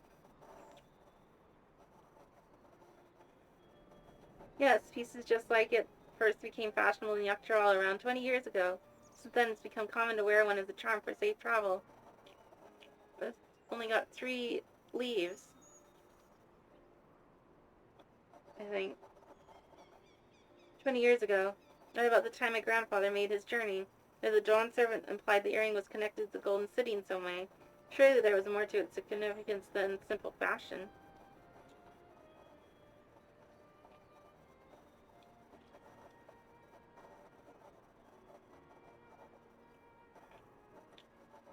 If you want to know how it first came to be crafted, I could try to find out, seeing as it's a regular seller for many merchants. I'm curious to learn about it myself.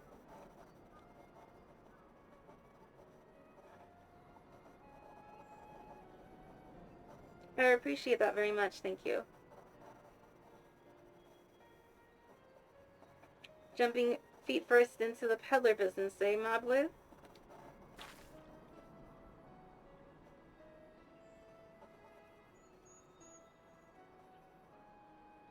Right then, that's 2 keystones down. I say we head back to Tuliolal and plan our next move.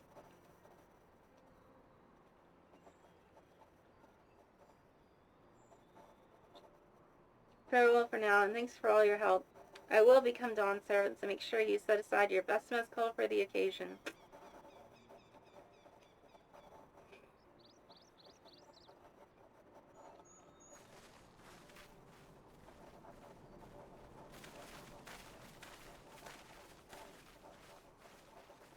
She has a fearsome opponent, that brother of hers. He even brought a golden alpaca to heal. But you've heard Zaralajah's supporters talk. They might see opportunity in this expansionist ambitions, but they find the man himself intimidating, terrifying even.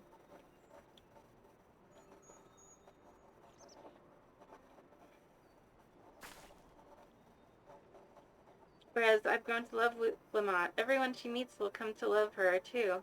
And that's why she'll win the throne.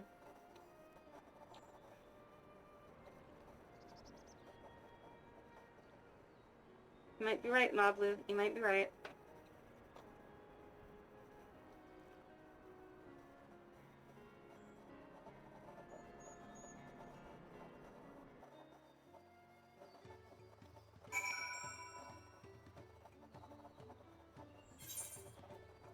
Okay, I'm gonna end it here.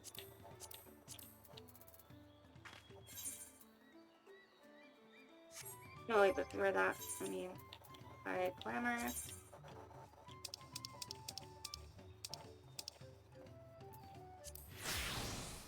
That's better. There we go. So thank you all for watching me play Final Fantasy XIV tonight. And of course tomorrow I might be playing a new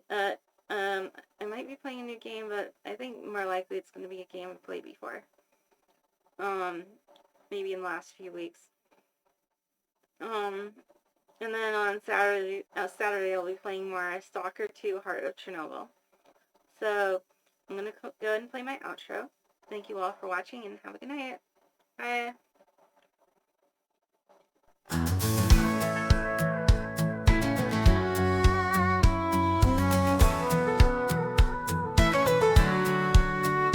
She left behind the life she knew, chasing dreams in skies of blue. No more chains to hold her down, just endless roads and city sounds. Cassie's riding wild and free, a drifter's heart in harmony, streaming from the highway's light, a runaway in the dead of night.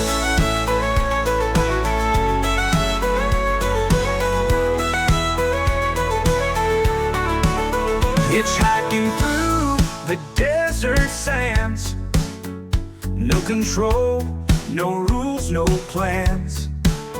Her father's shadow far behind, freedom's taste she's here to find. Cassie's riding wild and free, a drifter's heart in harmony, streaming from the highway's light, a runaway in the dead of night. Oh, oh, oh.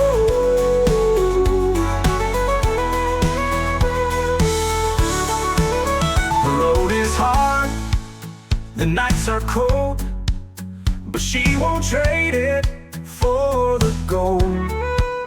The wind, the stars, the open sky, a girl who's never saying goodbye.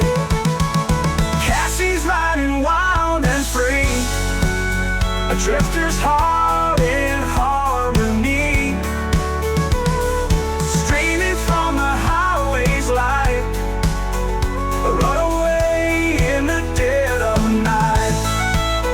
Oh, oh, oh, oh.